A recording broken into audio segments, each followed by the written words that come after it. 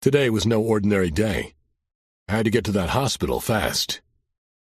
As I passed Holy Name, I glanced to the right. Then I did a double take. I mashed the brakes, barely avoiding a rear-end collision. I looked over my right shoulder to verify what I'd seen. There, standing on the corner opposite the church, were the bullies who'd been terrorizing my sons. I recognized them from the video surveillance footage. One of them was even wearing the same jacket he had on in the video. I couldn't believe it. What were the chances I'd just run across them on the streets? Yet there they were, standing in front of our dry cleaner. I started to drift to the right and look for a spot to park. Then I thought of Estella Abreu and Suzanne Morton. I recalled the anguish on their parents' faces. I muttered shit aloud to no one. The goddamn bullies could wait. I took one last glance in my rear-view mirror and hit the gas. Chapter 72. Terry met me on the street in front of the emergency room. We paused just inside the door, where she grabbed hold of my arm and said, "How do we navigate this? We don't want to screw up the case by giving the family a reason to say we were harassing them. Since when do we need to give someone a reason to make a false accusation? Still, let's figure this out now instead of winging it when we run into the family." This was why I liked working with Terry Hernandez. Not only was she intelligent, she was also practical. Where I might just blunder into a situation, she thought things through. I said, "We could go to the desk and find out what room Jaden is in." I could tell by the hesitant look on Terry's face she didn't necessarily agree with my plan of action. "Let me try something first," Terry said. She'd pulled me down the hallway until we reached an intersection. From here, we could see almost everyone coming or going from the emergency room. Terry looked at me. ER nurses always know what's going on. Aren't there all kinds of HIPAA restrictions? I can never get medical people to talk to me without a warrant or patient permission. Terry smiled. It's all in how you ask. We stood at the crossroads of the hallway for about 3 or 4 minutes. We nodded hello to a couple of doctors, a janitor, and a family who looked like they had just gotten good news, a rare sight in a hospital. Finally, a friendly-looking nurse in scrubs, patterned with colorful, frolicking cats and dogs, walked by. Terry nodded at her and said, "How are you today?" The nurse stopped and smiled, revealing braces. She might have been a few years younger than Terry. Her hair was cut short, practical for any medical professional. The nurse said, "So far, not too busy today. A car accident and an OD were our big adventures." Terry nodded again. She leaned in toward the nurse. "I know about the OD. We're here for our friend's son, Jaden." The nurse said, "Oh, you know Jaden? He always has a lot of support. His family stays right in the room with them." I blurted out, "Even his dad?" The nurse gave us a sly smile. "You really do know them." She looked up and down the hallway for a moment. "I like that his brother stays with him at night. It's sweet. I know he works at some high-pressure finance firm all day. I admire the fact that he still sits with his little brother every evening." Little off-the-cuff comments like these always give me better insight. I knew Kyle Banning was a good-looking guy, but I was starting to see his charming side. Of course, some serial killers seem to have the same trait. I'm not sure if that's what makes them effective serial killers, or if they develop it to become better serial killers. The nurse continued. "Last time they brought Jaden here was at the beginning of the month. I was impressed that the family was with him for 3 straight days and nights." Terry and I both perked up at that comment. Terry ran with it. "We missed visiting for that one. Just last week? I think it was on the 2nd of the month, right?"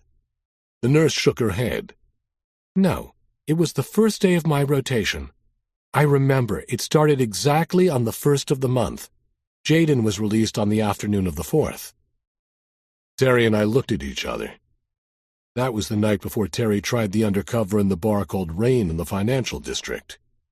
Kyle Banning must have gone out the next night after his brother got home. The kid hadn't gone a full week without relapsing.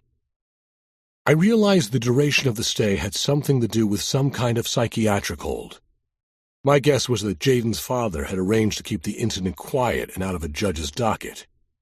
He probably had to promise the doctor that he would leave Jaden secure in the hospital for 3 days. That was the standard court-ordered observation period. The hospital can bill for extra days, it doesn't get put on his permanent record, Jaden appears to be getting better, and the family can say they did the right thing. Everyone wins. Terry chatted more with the nurse while I wandered away to figure this out. Of course, I'd have to get a warrant to see the exact days Jaden was in the hospital. But the story sounded legit. Chapter 73. It hurt to be knocked back to square one on the investigation. I'd been confident one of the Banning brothers was a good suspect. Now I felt like we were struggling to stay afloat. That didn't mean I could just give up. I had to confirm what the nurse had told us. I located the head of security for the hospital. She was a pleasant woman who had retired as a captain from the Newark Police Department. She assigned a young man to help me search through the video surveillance of the hospital from the beginning of the month. She didn't even make me tell her what I was looking for. It was perfect. I didn't have to worry about anyone saying something to the Bannings later. It didn't take long to find Kyle Banning. I was even able to figure out what room Jaden had stayed in from the video. And I saw Kyle often enough to establish that he hadn't left the hospital at night to murder Estella Abreu. He'd arrived every night at about 7, presumably after work. After I texted Terry an update about the security footage, I left the hospital and got back on Amsterdam Avenue driving slowly and scanning both sides of the street. I didn't see the bullies again. I pulled up the Holy Name and found Seamus outside, directing some workers as they planted new shrubs. His face lit up when he saw me. "Michael, my boy, what are you doing here this time of day? Lately I only see you around here after the boys get beat up." I had to chuckle at that. I told him about seeing the bullies on my way to an urgent interview. As always, he made me feel better about my decision. My grandfather said, "I find myself taking my midday walk off the church grounds, just hoping to catch a glimpse of the bullies. It's a problem, to be sure, but the world is full of problems.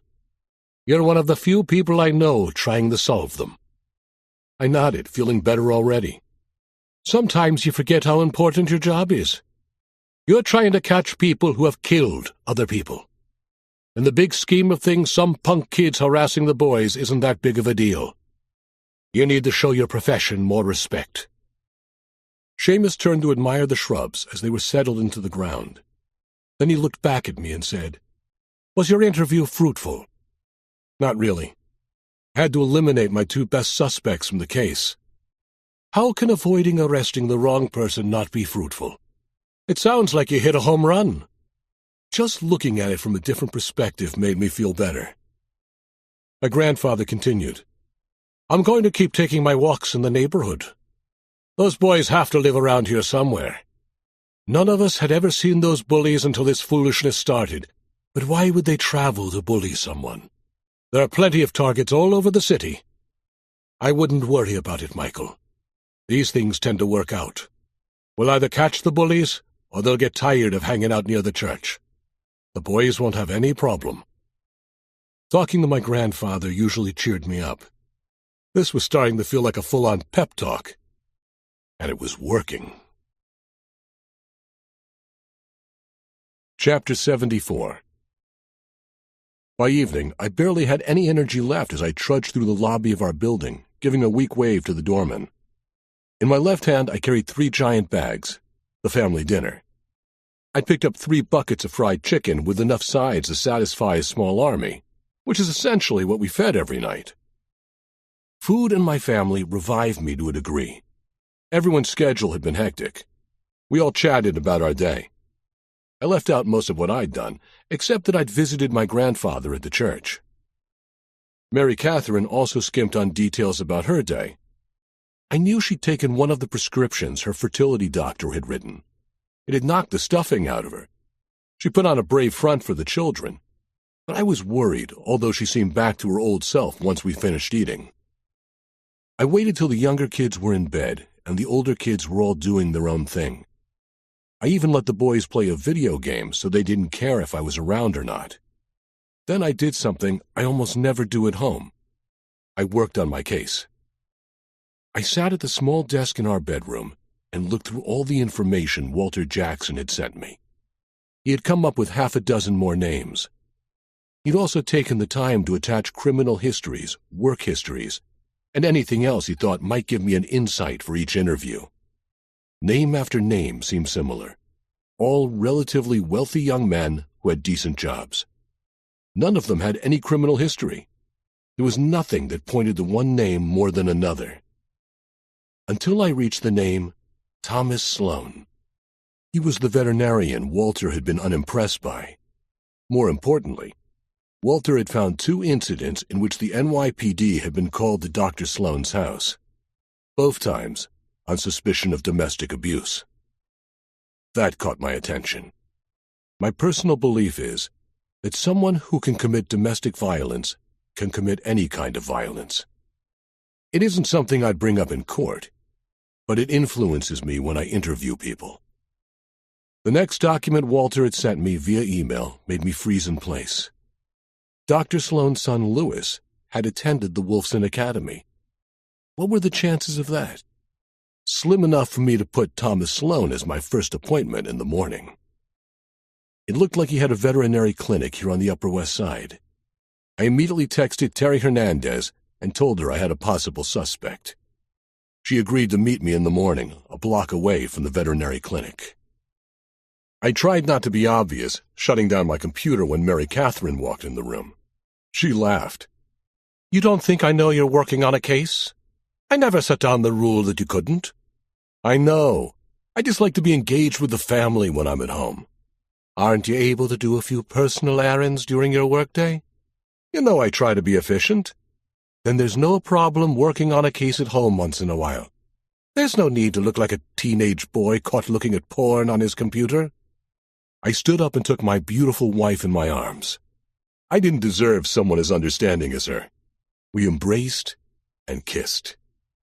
As things became more heated, we eased over to the bed. I paused for a moment to listen for kids. As if she was reading my mind, Mary Catherine said, "Everyone but Brian and Juliana are asleep. They're watching TV in the living room. I locked the door when I came in." I smiled. So, this wasn't spontaneous. Mary Catherine snuggled in close to me on the bed. "The doctor said trying to have a baby by the natural method wouldn't interfere with any treatments I might get." I kissed her and said, "I'm definitely on board with the method that both is fun and doesn't have a deductible." For the first time today, something took my mind completely off our investigation. Chapter 75. At almost exactly 8:30 the next morning, I met Terry Hernandez at a place on Columbus Avenue called Birch Coffee. Harry Grissom had planned to meet us too, but had backed out when he realized he'd double-booked with a doctor's appointment. It occurred to me that Harry was going to more and more medical professionals. I hoped it was just routine. We sat at a round high-top table and looked out the glass window onto Columbus Avenue. Thomas Sloan's veterinary office was a few blocks down at about 100th Street. There was a Starbucks on the corner of that block, but whenever possible, I preferred to frequent local businesses that showed more interest in the neighborhood and its people beyond gouging them for extra-large lattes. Terry looked across the table at me and said, "You look nice." I shrugged. Lately I've noticed people are more open to talking with me if I'm wearing a sport coat and tie. Maybe it's just the professional look. I ran my hand down the tie to straighten it, mainly to emphasize said professional look. Terry giggled, or as close to a giggle as she ever came. This is Manhattan. Men wear $5,000 suits. If anything, they look at you and feel sorry. That's probably why they've been talking to you. I had to smile. The trash talk between cops, even when it's directed at me, is generally pretty high quality. Probably a notch higher than you'd hear from NFL or NBA players. Part of it is because we know how to launch missiles at one another's very specific idiosyncrasies. I tried to think of a dig to shoot back at Terry, preferably one focusing on fashion. I couldn't find one. She looked great as always. Sharp as ever, Terry picked up on my failed effort to retaliate. She smiled and said, "Can't say shit about this blouse and slacks, can you?" I shrugged. I didn't have anything else to say. Now Terry looked a little concerned. She reached across the table and put a hand on my forearm. "What's wrong?" I could have said nothing and moved on, but she was my partner, at least on this case. I also knew she was a damn good friend. I said, "We spent a lot of energy on Kyle Banning and his brother. It feels like we have to start all over again. Sometimes it's the same record that just keeps repeating. Not to rain on your pity party, but no one has listened to records in over a decade. You need to update your references. The fact is, we are sort of starting over. But that's okay. What's the alternative? Ignore 3 homicides? No, of course not." Clearly, Terry was trying to get my mind off my troubles. She said, "Tell me about this veterinarian." I opened up my notebook and looked down at the sheet Walter Jackson had given me. You saw his photo. Pretty average-looking, graduated from SUNY Buffalo, then got his veterinary degree from someplace in the Caribbean I'd never heard of before. Must be nice. I skimmed more of the sheet and said, "He's divorced. His ex-wife called the cops on him for battery. That was somewhere in Westchester County. 2 years later, a live-in girlfriend called again, for the same reason. Both times, the women wouldn't cooperate once the cops got there. Typical. But he sounds like a creep. How big is he? Low end of average, 5'8" and about 165 pounds. I showed her the photo again. Terry said, "I'd beat his ass if he raised a hand to me." I laughed. "I hoped you'd stop at just an ass-whipping." She gave me an evil grin.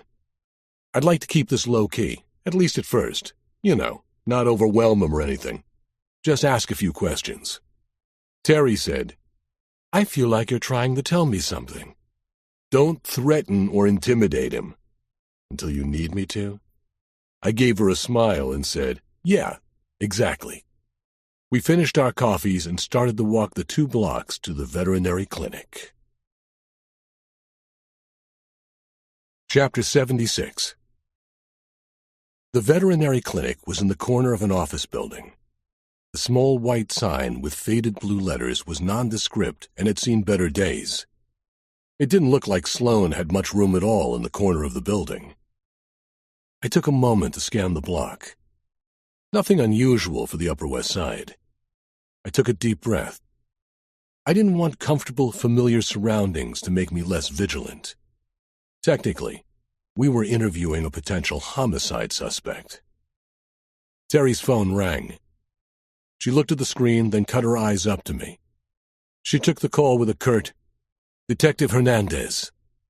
Then she started to speak Spanish. I heard the sí, and realized someone was speaking rapidly on the other end of the phone line.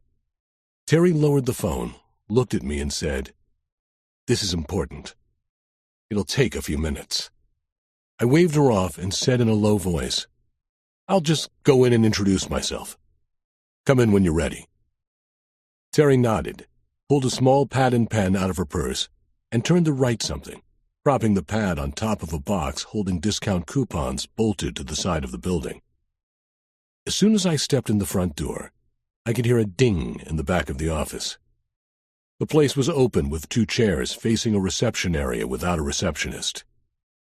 I waited about 10 seconds, then I knocked on the counter in front of the reception area and called out, "Hello, Dr. Sloan?" I heard someone say, "Back here. I'll be a couple of minutes." I decided to surprise him. I pushed through the swinging door into the polished tile hallway past a minuscule office with only room for a desk and small chair. Then I saw a fit man of about 40 holding a French bulldog on an examination table. I pulled an old trick out of my back pocket and said, "I'm sorry, I couldn't understand you from up front." Thomas Sloan looked up from the French bulldog. He was annoyed, but he swallowed it. He said, "My assistant called in sick today." It was at that moment I realized the bulldog was here for some sort of bowel issue. The stench was overwhelming. I tried to hide it but waved my notebook in front of my face and took a step back. Sloane chuckled and said, "Pierre here ate something that disagreed with him. He's been here since last night." Then the vet straightened, looked at me and said, "What can I do for you?" He left his hand on the bulldog to keep the dog calm, slowly stroking the dog's back. I pulled out my ID. "Michael Bennett, NYPD. Look, officer, I support the PBA, but right now is not a particularly good time." This time I heard the dog actually pass gas. It sounded like a tiny trumpet. The smell was hardly as cute as the image. "I'm actually here on an investigation." "How could I help you on an investigation?" "You called a phone number connected to a business called the Girlfriend Experience." I held my smile as I saw the color drain from his face. Now he snapped. "I've learned from past experience not to talk to the cops." "Sorry, not for any reason at all." "Seriously? That's your move? I thought you went to college. The best you can come up with is that you don't talk to cops?" "Yeah. I need you to leave right now." I nodded and said, "Of course." Then I laid down a warrant request form on the table next to the dog. "What's that?" I said, "A copy of the search warrant request will be filing for all your phone records covering the past 2 years. We'll be compelling your telecommunications supplier to turn them over, or you can come talk to us formally at Manhattan North Homicide next week. That way, you can also talk to the media at the same time." I paused to let that sink in. I'll admit, I enjoyed the expression on his face. Then I hit him with, "This is a homicide investigation. You don't get to play the idealist who doesn't stoop to talking to the police. You're a damn wife-beater. You've talked to the cops plenty of times." Then I turned and started to march out of the examination room. Before I was completely out of the room, Sloane said, "Come on, wait a second. I can take a break and talk to you." I had to keep facing away from him so he wouldn't see the broad smile on my face. Chapter 77. I lingered in the doorway with my back to the veterinarian. Suddenly, I understood why Al Pacino overacted in everything. It was fun. I could see where an audience would have made it even more entertaining for me. I spun on my heel. Sloane tried to act cool and nonchalant by continuing to treat the bulldog. Finally, he looked up from the dog and said, "No need to let this get out of hand. I'll talk to you." The vet kept petting the dog's head and said, "Do you want to tell me what homicide you're investigating?" "In fact, it's 3 homicides." "I have no idea how I could help you with your investigation. I don't think I've ever even known anyone who was murdered." "Most people don't. Then again, most people don't call the Girlfriend Experience." That had the effect I wanted. I noticed Sloane grip the bulldog's collar with his right hand. The bulldog twisted slightly, trying to look at the vet. The veterinarian started to get nervous. I could see it from the sweat on his forehead to the tremor in his hands. He mumbled, "The what?" "You just tried to kick me out of here for mentioning it. The Girlfriend Experience. You know. You called the number from your cell phone several times over the last 2 years." It looked like the dog was starting to pick up on the veterinarian's nervousness as well. I heard a little whimper as Sloane stared in the dog's ear with the light. It felt a lot more like he was pretending to examine the dog rather than actually examining him. Then the vet looked up and said, "Oh yeah, the dating number. I'd like to dance around with you all day if I had time. But I have things to accomplish. You know as well as I do how many times you've called that dating number." Then I added, "Another reason we want to talk to you is that your son attends the Wolfson Academy. One of the girls who went to a dance some months ago at the academy also ended up dead. It seems like 2 pretty big coincidences, Dr. Sloane." "Tommy graduated from Wolfson last year. I wouldn't know anything about a girl who went to a dance there." The veterinarian dropped the light onto the hard tile floor. I could hear the lens crack. Sloane muttered, "Damn," as he picked it up. Then he fumbled with the lock to a cabinet and started looking at tiny vials of medicine, preparing a syringe with the contents of one of them. He continued to avoid looking at me. I wondered if I should keep going or wait until Terry Hernandez finished her phone call. It felt like I was on a roll, so I went with it. "Where's your son now, Dr. Sloan?" "Philadelphia." "Is that where he's attending college?" Even with just a side view of his face, I could see the veterinarian looked absolutely crestfallen. "No, I'm afraid not. He's actually in jail." He looked back like he expected me to ask more questions. When I didn't, he said, "Tommy, had a misunderstanding with a girl." "I wonder where he learned that." "It's a bullshit rape charge. Typical police shenanigans." He was definitely getting worked up. He knocked over an empty coffee cup sitting on the counter and ignored it as he returned to the dog's side, once again taking hold of his collar. I noticed him start to glance toward the door. I'd seen that look before. I asked him my next question. "Did you ever call the girlfriend experience from a different phone?" The veterinarian spluttered and mumbled so badly I couldn't understand him. He was working himself into a nervous breakdown, or at least a pretty good imitation of one. I liked it. Chapter 78. I assessed Dr. Sloan to judge how far I should take this. Talking to someone when they're this agitated can either produce great rewards or cause a lot of problems. I decided to push the envelope and see what happened. I said, "Dr. Sloan, can I ask you about your previous domestic violence issues?" "What domestic violence issues?" "I get along with my ex-wife, and now I'm happily remarried." His voice had raised not only in pitch, but also in volume. He didn't appear to notice at all. I said, "I can bring up the reports on my phone if you'd like, but I'm specifically talking about when your ex-wife called the police, and then 2 years later when your girlfriend at the time called the police. Now do you know what I'm talking about?" "I was never charged. That has nothing to do with my life today." "Tell me about your life today." "Like I said, I'm remarried and we have a 6-month-old baby. It'd be tough to explain any of this to my new wife." The bulldog started to whine again. I wasn't sure if the veterinarian's grip on his collar was too tight, or if it was something else. I stepped forward to comfort the dog. I started to pet his head to keep him calm as Sloan seemed to prep a spot on his hind leg for the syringe. I'd gotten enough used to the smell that it wasn't pushing me out the door anymore. The move to the dog also put me closer to Sloan, almost inside his personal space, just to give him one more thing to think about instead of lying to me. I said, "You never told your new wife about your encounters with the police?" "Why would I do that? It was just a big misunderstanding." "Exactly like your son."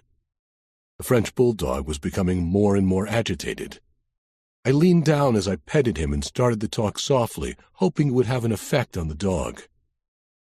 Sloan closed his eyes and took a deep breath. I glanced toward the door, wondering when Terry Hernandez was going to come in so I could really turn up the heat on this guy.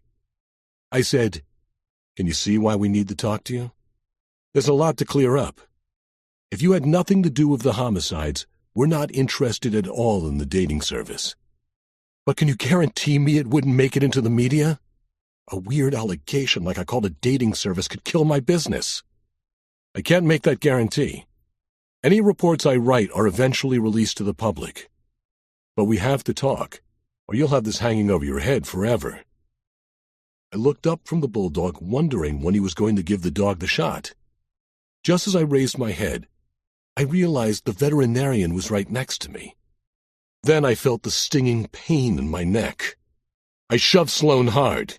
He knocked over a small table. The clanging of the instruments as they hit the tile floor sounded like an untalented orchestra warming up. The noise was tremendous. He stumbled past the fallen table and caught himself on a counter. I reached up and felt the syringe still in my neck. Then I noticed my vision starting to double. I could barely read Sloan's expression of terror. I'm not sure he knew what he was doing. Sloan said something, then bolted out the door of the examination room. I tried to keep a grip on the bulldog's collar as he squirmed to leap off the examination table. I fought the feeling of panic rising in my stomach. Chapter 79.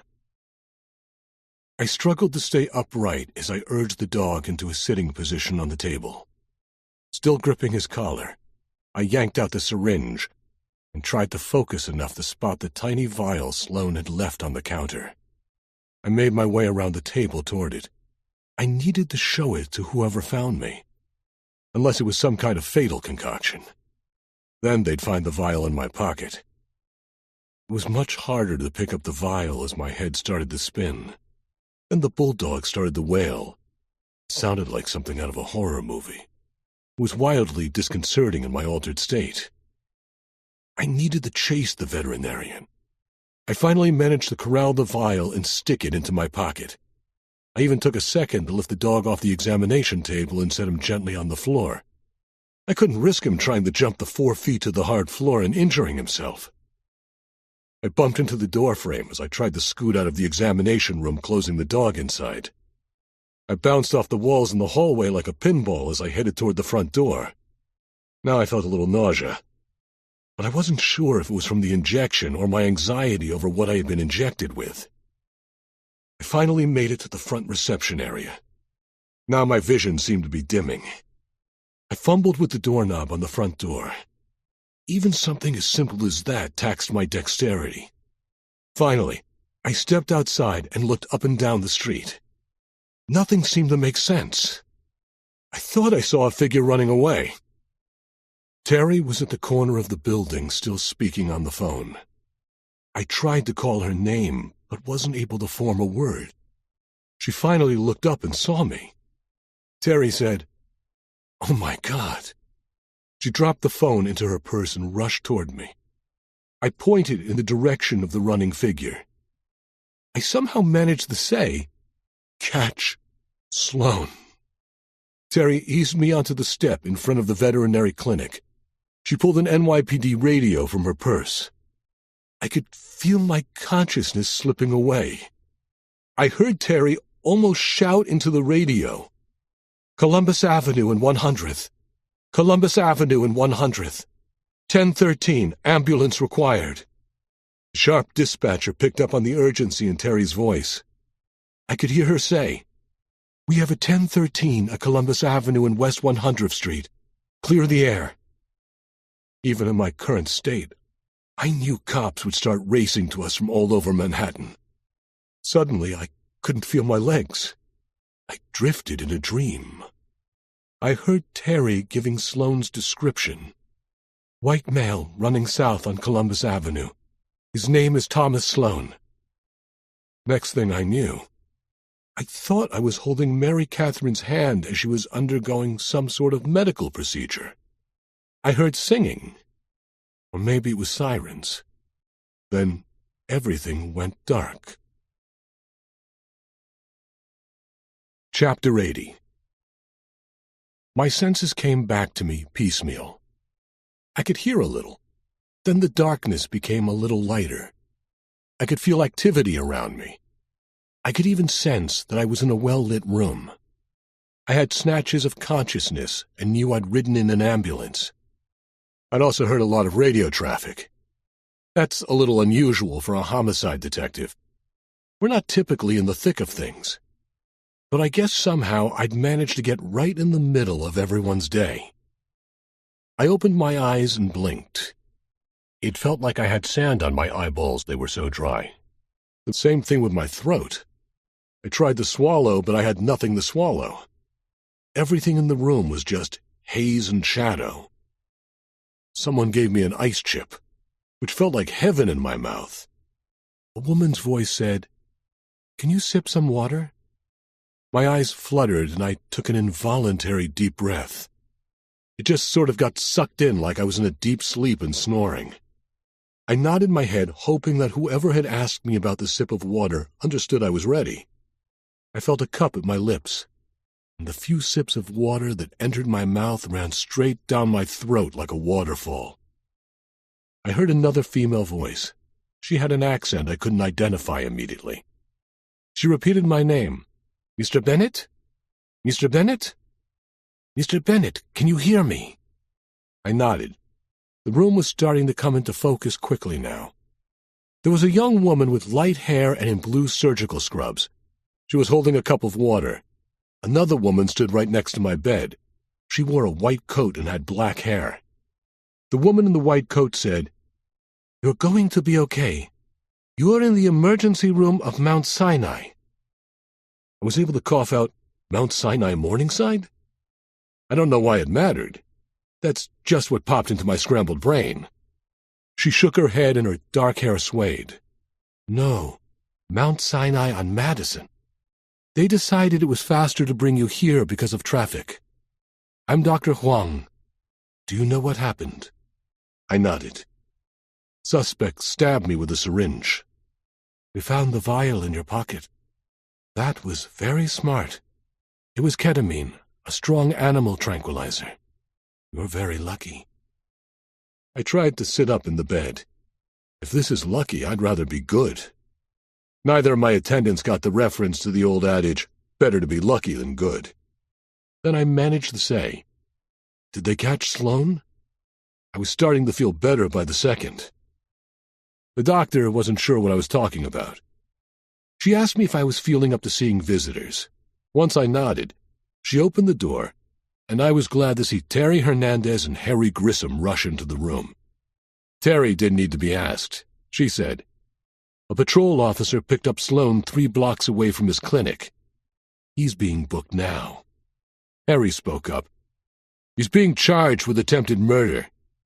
He had no way of knowing how you'd react. There'll be all kinds of assault charges as well." Then the door to my room burst open again. Mary Catherine appeared with the light from the hallway framing her blonde hair and freckled face. In my current state, she looked a lot like an angel. Mary Catherine didn't exactly sound like an angel as she marched in, though. She pointed directly at Harry Grissom and Terry Hernandez. "You two need to leave right now. Michael needs his rest. He needs his family." Harry started to say something, but Mary Catherine cut him off. She said in a sterner voice, "Sorry, Harry. That's the way it's going to be today. You can talk work when Michael's feeling better." All I could think about was Sloane attacking me, the needle piercing the skin of my neck.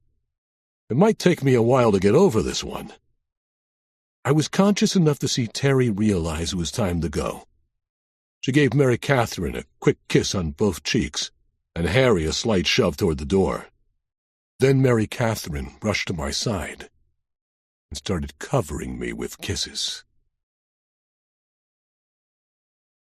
Chapter 81. The day after my encounter with the sleazy veterinarian, I found myself in my apartment.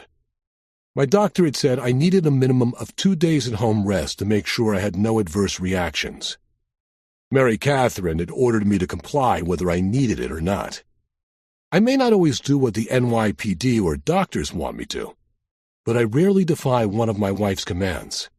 I have seen firsthand what happens to people who ignore Mary Catherine's will. My boss, Harry Grissom, had spent his career in the NYPD. During the course of that career, he'd been shot, stabbed, and run over by a drunk in a Lincoln Continental. He'd sat on a ledge for almost 9 hours to stop a suicidal stockbroker, and he'd delivered 2 babies. I'd never seen him show even a flicker of fear or hesitation. Until he dared defy Mary Catherine, when he showed up at our door with coffee and donuts. My wife welcomed Harry into the apartment. But as soon as he asked me a few questions about what happened and where the case was going, Mary Catherine sprang into action like a club bouncer. Harry not only listened to Mary Catherine's command to stop talking about work, but also jumped to his feet like he needed to stand at attention as she said, "We have to let Michael get his rest. He'll call you tomorrow if he's feeling up to it." There were no questions in her voice. These were commands. They couldn't be any more solid if they were chiseled into granite tablets. Her sweet Irish accent did nothing to soften them.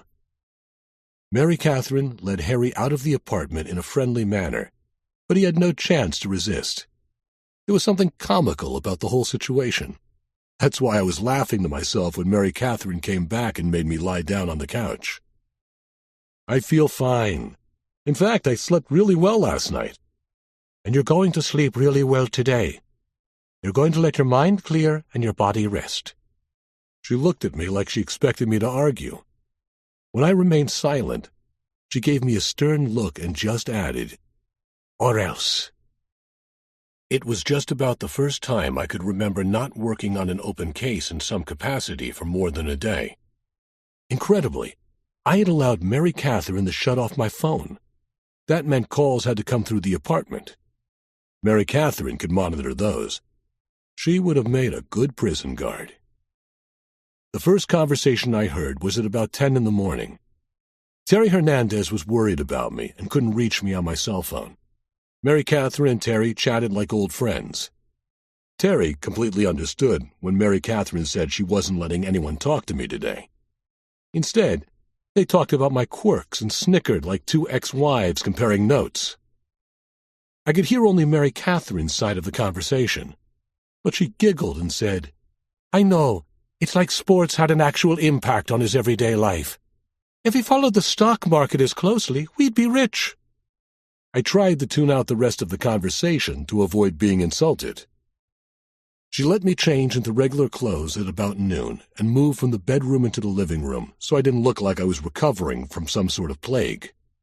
Once the kids got home, I started to feel like being ordered out of work wasn't such a bad thing.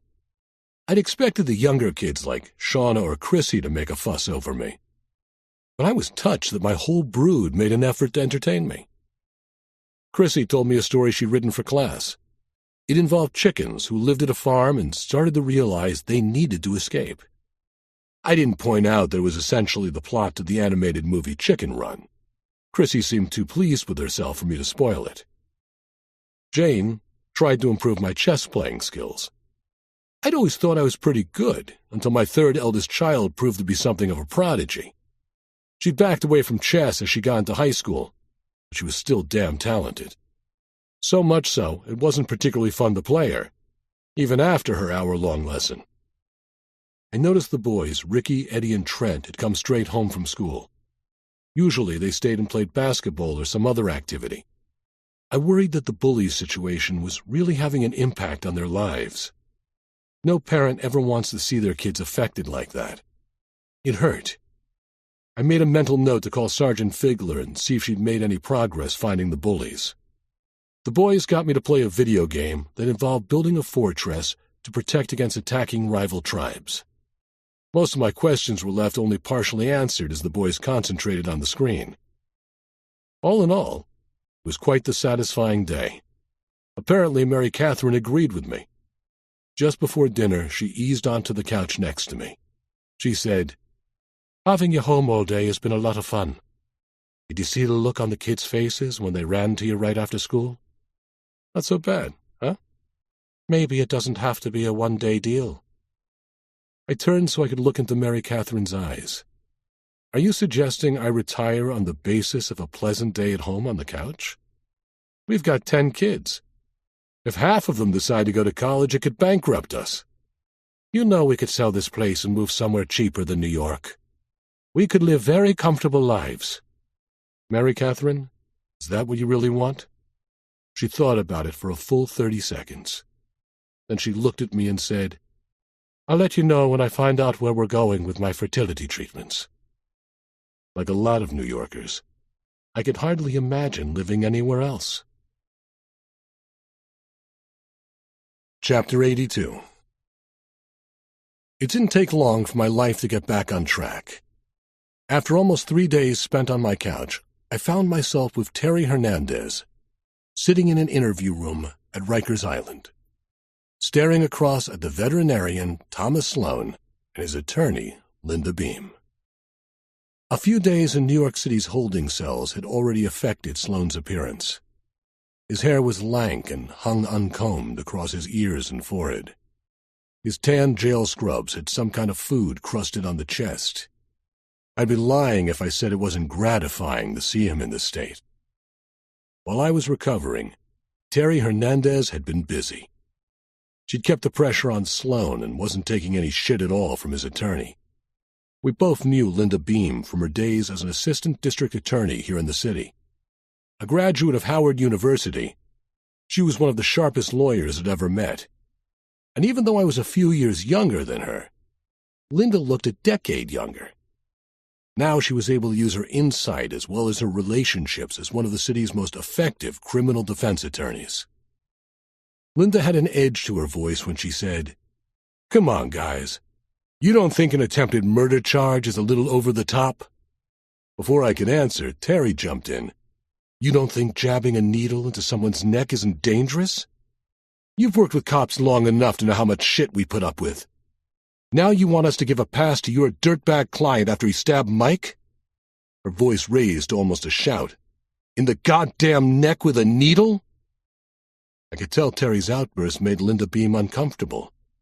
Her client could be facing some serious time.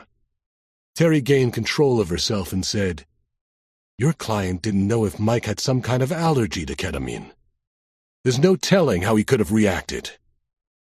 The lawyer took a breath and tried to keep her tone more conversational. "As I said earlier, Dr. Sloan is a trained professional. He knew it was just a small dose. Usually I'd think that was bullshit. Just a lawyer lying on behalf of a client. A very common occurrence. But I knew Linda Beam and I believed her. At least a little bit.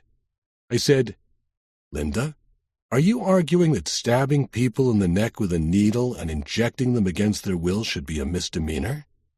'Of course not. I'm just wondering if we could come to some sort of arrangement.' Terry said, 'We can arrange for your client to spend the next 3 to 5 years in prison, unless we can pin a homicide charge on him, in which case he'll spend a lot longer there.' Sloan blurted out, 'I swear to God, I didn't kill anyone. I just panicked when Detective Bennett was talking to me.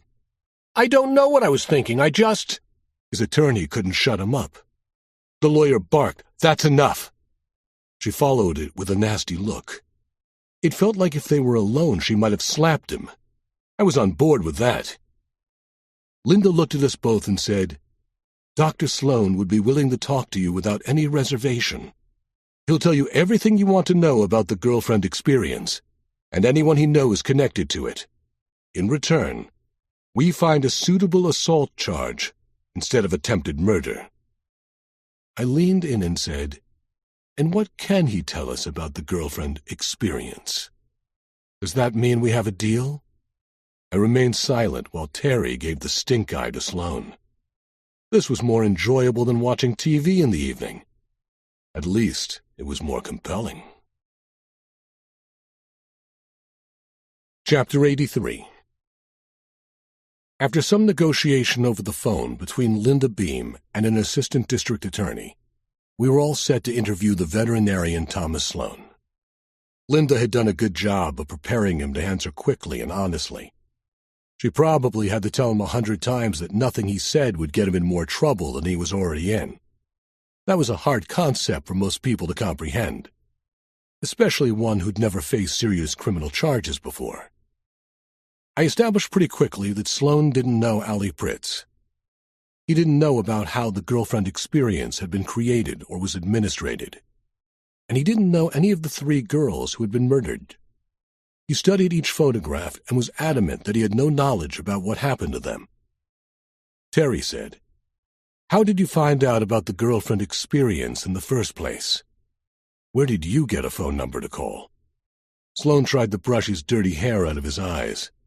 He was fidgety and seemed to have a hard time focusing. He gathered his thoughts and said, "A guy named Perry Martin used the service and gave me the phone number to call." I blurted, "Perry Martin, the football coach at the Wolfson Academy?" Sloan gave me an odd look and said, "You know him?" "I've met him. He was my son's football coach. He's a fun guy.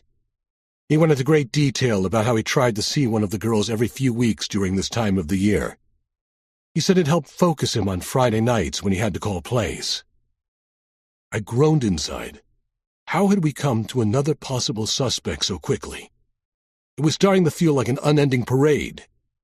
I took a moment, then said, "When did the coach tell you this?" Sloan shrugged. I don't know. The first time would have been over a year ago. Several of the fathers at the school talked about the service. I wrote down a few names Sloan gave us. I wasn't sure how useful it would be, but would have Walter Jackson run backgrounds on them. Did you ever use the service, or just call it? His hesitation told me what the answer would be. I just wanted to hear the details. Sloan said, "Yeah. I met a girl who went to a party with me thrown by a pet supply company. All the vets in northern New Jersey and New York were there. I think her name was Nicole. What happened? Nothing, really. She was a beautiful girl, had long, dark hair and a striking face. She was charming and stood by my side for 3.5 hours. Did you sleep with her?" All I did was give a look at his attorney. She immediately gave him the standard speech that he had to be completely cooperative or there was no deal. She said no one cared about his personal life.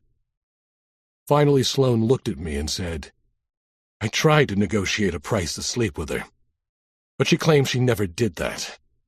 I'm not sure I believed her." He told us a few more things he'd learned, but all I could do was sigh. We didn't seem much closer to solving this case. I was so wrapped up in my thoughts, I barely noticed Thomas Sloan start to cry. Terry snapped, "What are you crying about?" She sounded like a mother who'd broken up too many fights between siblings. Sloan shook his head and said, "I'm sorry. It's just everything catching up to me." Terry didn't hesitate. "You mean like stabbing people with syringes? You brought all this on yourself. Crying is for when you're sad, not for when you're just stupid." I thought that was a good place to end the interview. Chapter 84. Thomas Sloan had given us 3 more names as part of his cooperation agreement. They were all fathers of students from the Wolfson Academy who had used the girlfriend experience. Walter Jackson worked on backgrounds for everyone. I was surprised to see one of the fathers from the Wolfson Academy, Charles Tassick, had a conviction for dealing cocaine from more than 20 years ago. Maybe that's how he made enough money to get his son into the academy and the blow on the girlfriend experience. I was gun-shy. I'd been wrong on this case too many times, and I didn't want it to happen again. I wanted to learn as much as I could about each suspect quietly. That's why I'd arranged to meet Michelle Finnegan, the secretary at the Wolfson Academy, at a McDonald's on Adam Clayton Powell Jr. Boulevard in 139th Street. McDonald's could be a cop's best friend, an office when needed, a quick meal if necessary. Whether with a witness, informant, or suspect, a McDonald's is the right place to meet. The coffee is actually quite good, and no one bothers you if you're sitting at a corner table in a McDonald's. Michelle Finnegan was already waiting for me as I walked into the McDonald's. After I sat down with a couple of coffees, we chatted for a minute. Then I showed her the names Sloan had given me. I appreciated how she studied the list so carefully instead of just giving me a quick answer. I didn't want to seem like an officious jerk, even if I was anxious to move on to questions related to my investigation. People say patience can't be learned, but I've developed my patience streak over many years of hard work. Michelle said, "I know the names, but I've never interacted with any of them. Though I think everyone on this list has a son on the football team." That eased me into my next line of questioning. I said, "How well do you know the football coach, Perry Martin?" Her eyes darted up to meet mine. "He's not calling that crazy phone line too, is he?" I don't like to give out information on a case no matter who I'm talking to. All I said was, I like to be thorough. He knows all these men personally. I only met the coach once, briefly. What do you think of him? Michelle smiled and said, "He is a genuinely nice man, and his wife is a sweetheart. They have 2 darling little blonde kids. I think the boy is 5 and the girl is 3. Do you have any idea how much Coach Martin is paid?" Michelle shrugged. "Even though the tuition is outrageous and we receive several donations from families, they don't tend to pay employees that much. I like it because they work around my schedule. I can't imagine the coach makes much more than me." As I made a note of that, Michelle said, "I'm not sure it means anything. But I know Coach Martin has been trying to get an assistant's job in college football. Really? Which school? He applied to Syracuse and the University at Buffalo. I think it would be good for his family. We finished up, and I was closing my notebook, getting ready to leave. Michelle said, I know it's not any of my business, but I'm curious. Does this mean Jaden Banning isn't a suspect anymore? I heard he's being moved to a drug rehab facility. I never thought he was dangerous, just confused and troubled. Confused and troubled can often lead to violence. But I don't think Jaden has anything to do with what I'm investigating. He was in the hospital at the beginning of the month and has an alibi.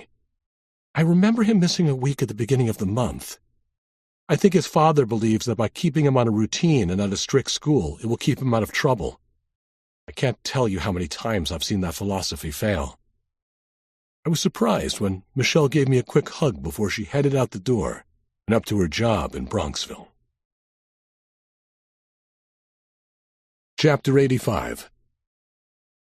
My first stop after speaking with Michelle Finnegan was the Bronxville Police Department. The building might not have been as imposing as One Police Plaza, but it was convenient for the entire village of Bronxville and therefore practical. The reception area was about how I imagined it, quiet, clean, and empty. A middle-aged man with salt and pepper hair sat behind the glass partition. As I stepped forward, he looked up and said, May I help you? I flashed my badge and held open the ID so he could read it through the glass. At the same time, I said, I was hoping I might talk to the detective who handles your intelligence files. The man laughed out loud. He sounded a little like a duck that someone had stepped on. Then he looked at me through the glass and said, We can't all be the NYPD or FBI. We don't have an intel unit. We have a detective sergeant and a detective. Between them, they try to keep track of everything. Then, can I speak to either of them? The man behind the glass smiled and said, You already are. I'm Ed Horvath. I'm the detective. Our receptionist is also our evidence tech, and I'm just covering the desk for her for a few minutes. He buzzed the door next to the reception area, and I stepped through. A moment later, a tall black woman marched into the back of reception and said, Thanks, Ed. Detective Ed Horvath gave me a quick tour of the tiny station as we walked back to his cubicle. There were files and papers stacked on every possible surface. The way Horvath collapsed onto his chair told me he was a little overwhelmed. Horvath sighed and said, I should have been a gastroenterologist like my brother. Now he lives in Florida and can play golf year-round. I guess we both deal with our share of assholes. Still, Florida sounds nice. Then who would keep the citizens of Bronxville safe? I gave him a smile to let him know I was joking. He didn't seem to care. Horvath looked at me and said, Every time a detective comes up from the city, it means more work for me. Let's cut through all the BS and you tell me what new assignment is going to spring from this visit. Police work employs all kinds of people. Smart, not so smart, tough and gentle people, ambitious people, and people who regret getting into the profession in the first place. Every indication was that Ed Horvath had some regrets, but I couldn't let that affect my case. I handed him my list of 4 names and asked if he'd ever heard of any of them, or if any were suspects in cases they were working. I watched his bloodshot brown eyes scan the page.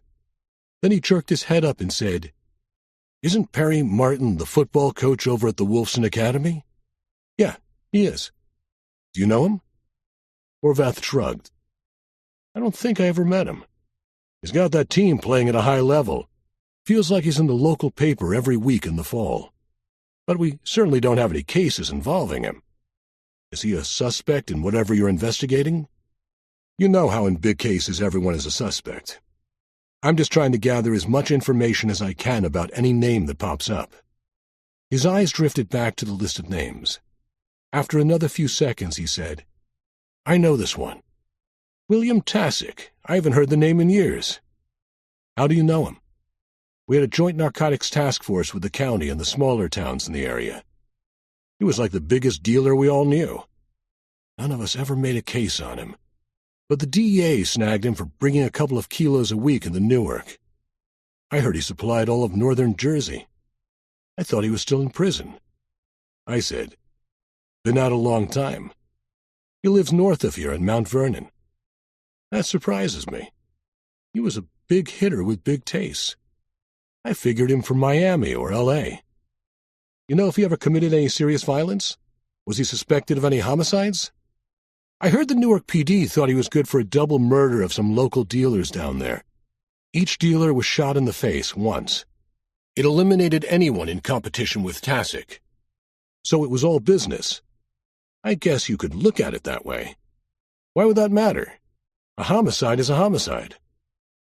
I gave him a quick outline of my case. Then Horvath gave me an insight I hadn't even considered. He said, "Maybe he missed the thrill. Maybe this is how he gets his kicks now. The only way he can cope." Chapter 86. My day went by in a blur. Sitting at the dinner table with everyone, including my grandfather Seamus, took my mind off the case for a little while. Listening to the chatter among the kids never failed to entertain me. Eddie said, "I beat Fiona playing horse on the basketball court at Holy Name." That surprised me. I stole a glance at Fiona, but couldn't read her expression. Maybe it did happen. That's where Eddie, like many teenage boys, made his mistake. He kept running his mouth. "I sank one from the top of the key, and I even did an old-school skyhook like Kareem Abdul-Jabbar. She just couldn't close it out." He had a broad smile as he looked across the dinner table. It must have been too much for Fiona to take. She blurted out, "I spotted him, HORS, and I made the shot from the top of the key, too." Eddie was quick to say, "Part of our bet was that if I won, you couldn't tell anyone about spotting me 4 letters. Fiona hung her head and said, "You're right, I did. I'm sorry." In an instant, Fiona displayed the biggest difference between boys and girls around that age. She was mature enough to accept responsibility and admit she was wrong. I was happy her basketball skills were so solid that she was confident enough to give her brother such a competitive advantage. After all the dinner plates were cleared, I approached Jane as she sat at the end of the table, working on calculus. I slid into the seat next to her. In a classic smart teenage girl move, she simply turned her head and said, "What?" in a flat tone. "I was wondering if you could help me navigate Facebook." Jane set down her pen and looked at me. "I'm 16, Dad. I don't use Facebook. That's for elderly people." I guess I hadn't realized the change in technology. Then I heard Seamus clear his throat. I looked at him standing in the kitchen doorway. I said, "Don't tell me. You're a Facebook expert." "And I'm elderly. Just what you're looking for." My grandfather stepped over to the table and sat down next to me. I noticed Jane used that as an excuse to gather her book and slip away. Seamus said, "The word expert implies study and schooling. I just use Facebook to promote the church and keep up with friends and parishioners." "Why do you need help?" I told him what I was trying to do. My grandfather looked shocked. He said, "You'd have your daughter work on a homicide?" I wasn't sure, but I thought he was kidding. I said, "This is basic. I'm looking for connections, that's all." 20 minutes later, we'd looked through the profiles of my suspects. William Tasic had an old profile with no activity in the past year. As we looked back, I realized he had started his account just after he was released from prison. It looked like he was married with a young son, a cute boy about 7 or 8 years old who would be a teenager now. We looked at the profile of Coach Perry Martin. Michelle Finnegan was right. He had a beautiful family, super cute kids and a pretty wife. But most of his posts were about football or exercise. Nothing remotely negative or related to the case. Seamus looked further back on the coach's timeline and then followed a couple of links. He said, "Looks like this guy was engaged to a different woman before he married this one." He showed me a link to an announcement of the engagement. Sure enough, it was a different girl. I wondered what had happened. Seamus navigated to the woman's profile. She worked as the sports director at a youth center, and it was in the Bronx. How convenient. Chapter 87. I wanted to talk to Coach Perry Martin's former fiancée to gather some background. Cindy McAllister's profile showed her employment as a youth specialist and listed the youth center where she worked located off Rosedale Avenue in the Bronx. The place had a good reputation for serving local underprivileged neighborhoods. If kids had more role models and safe spaces like this in YMCAs, the country would need way fewer cops. I think everyone would be on board with that. I pressed the button at the main gate. A stout metal fence ran around the entire perimeter to keep people not involved with the youth center out. That was a good idea. The door to the small administration building opened, and an extremely heavy-set African-American man about 50 ambled down the path to meet me. He didn't say anything. He just waited for me to speak. "I'm looking for Cindy McAllister." The man looked over his shoulder at the administration building, then back at me. Something about his facial expression and eyes made me think he was asking me, why? I pulled out my badge and ID. I need to ask her a couple of questions about something unrelated to the center. The man unlocked the gate and tilted his head for me to follow him. We walked around the administration building. The man's pace never changed. He waved to a half-dozen different kids and they waved back. 3 young men slapped him high fives as they passed. The kids obviously respected this guy. After a little trek past groups getting tutoring for schoolwork at some picnic tables, the silent man pointed to a woman in her mid-30s with brown hair tied in a ponytail. She was showing some young men how to box someone out under a basketball net. Then she stepped back and hit a perfect jumper. This was someone Fiona would like to meet. The silent man who had led me back here didn't speak to Cindy either. He just pointed at me and she nodded. Cindy McAllister greeted me with a smile that would cheer anyone up. I could tell this was a young woman who spent most of her days involved in physical activity. There was no fat on her. I nodded toward the man who'd let me through the gate. "He doesn't say a whole lot, does he?" she said. As a result, when he does speak, everyone listens. It's magical when he can draw order out of chaos on the basketball courts. He's a retired firefighter. I explained to her that I had a case I was investigating with a number of people I had to eliminate as suspects. I left out the details. Then I mentioned Coach Perry Martin's name. Perry's not in trouble, is he? I couldn't see him doing anything too bad. Like I said, I'm trying to eliminate people from my suspect list. You answered my main question, what kind of guy he is. Why did you two break off the engagement? He's a good guy. He's a good 15-year-old trapped in an adult body. Basically, I broke off the engagement because he was just so tough to pin down on things. All he cared about was football. Anything he thought would give him an edge, he'd try it. Whether it was ankle weights to strengthen his knees or eating foods he'd read might give him more energy. If he saw something that interested him, he'd drop whatever he was doing and move on. He once disappeared for 3 days to take up fly fishing in the Adirondacks. So you're saying he was immature? Impulsive is a better word. Either way, he's ancient history. I heard he's married with a couple of kids now. Maybe that's forced him to focus a little more. Even though Cindy McAllister hadn't revealed anything earth-shattering, she had helped me. I decided I needed to knock Perry Martin off my list as quickly as possible to focus on William Tasick. Maybe I should just stop doing interviews altogether. It felt like every time I did one, I was further away from solving this case. Chapter 88. Walter Jackson had given me a carload of information on William Tasick. Even though he had entered the case late as a suspect, his criminal history was remarkable. Born in San Diego, he had been arrested by age 21 for selling cocaine, assault on a police officer, unlawful display of a firearm, and disorderly conduct 4 separate times. It looked like for all of those infractions, the most Tasick ever received as far as punishment was 2 years probation. Later, when he hit the big time, he finally saw the inside of a prison cell. Before I could focus my attention on William Tasick, I waited on hold with the Syracuse Police Department. I recalled Martin saying he had played at Syracuse. I'd already called the Syracuse University Police, and they had nothing on Perry Martin. For some reason, the sergeant I talked to suggested that I call the Syracuse City Police.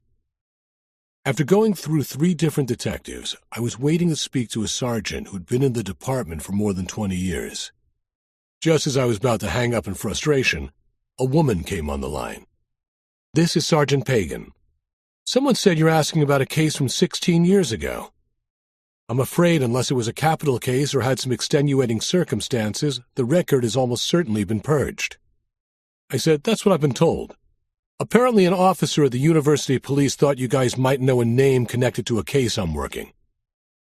She spent a few moments making sure I was actually a detective with the NYPD. We knew some of the same people, and she seemed satisfied. Finally, I was able to say, "Does the name Perry Martin ring a bell with you?" She hesitated, then said, "What's this about?" I gave her a quick rundown on the case and told her I was trying to clear Perry Martin to focus on other suspects. Sergeant Pagan said, "Can we talk off the record for a moment? That wasn't something you heard when talking with another cop. Usually that was reserved for a reporter. And even then it had to be a reporter you trusted." I said, "Yeah, sure." She started slowly. I could hear the stress in her voice. Sergeant Pagan said, "I remember the case pretty clearly. It was just so odd. Your man Martin was a lineman for the Syracuse team. It was in the early fall, and we had a report of an assault. I was brand new in the D Bureau. It involved a pretty freshman who'd been punched hard in the face. Her shirt was ripped, and she was inconsolable. Anyway, she said she went on a date with a blonde Syracuse football player. When she wouldn't agree to have sex with him, he got rough with her. She managed to get away. She took a cab directly to the police department. She told me exactly what happened. She wasn't confused on her facts or in shock. I thought she was extremely credible. And she identified Perry Martin as her attacker. We sent a patrol officer to talk to Martin at his dorm. He confirmed he'd been on a date. He didn't say much else. I was stunned. I confirmed with the sergeant Martin's date of birth. We were talking about the same man. I said, "No arrests show up in his criminal history. That's why I'm talking to you off the record." It was a weird sequence of events.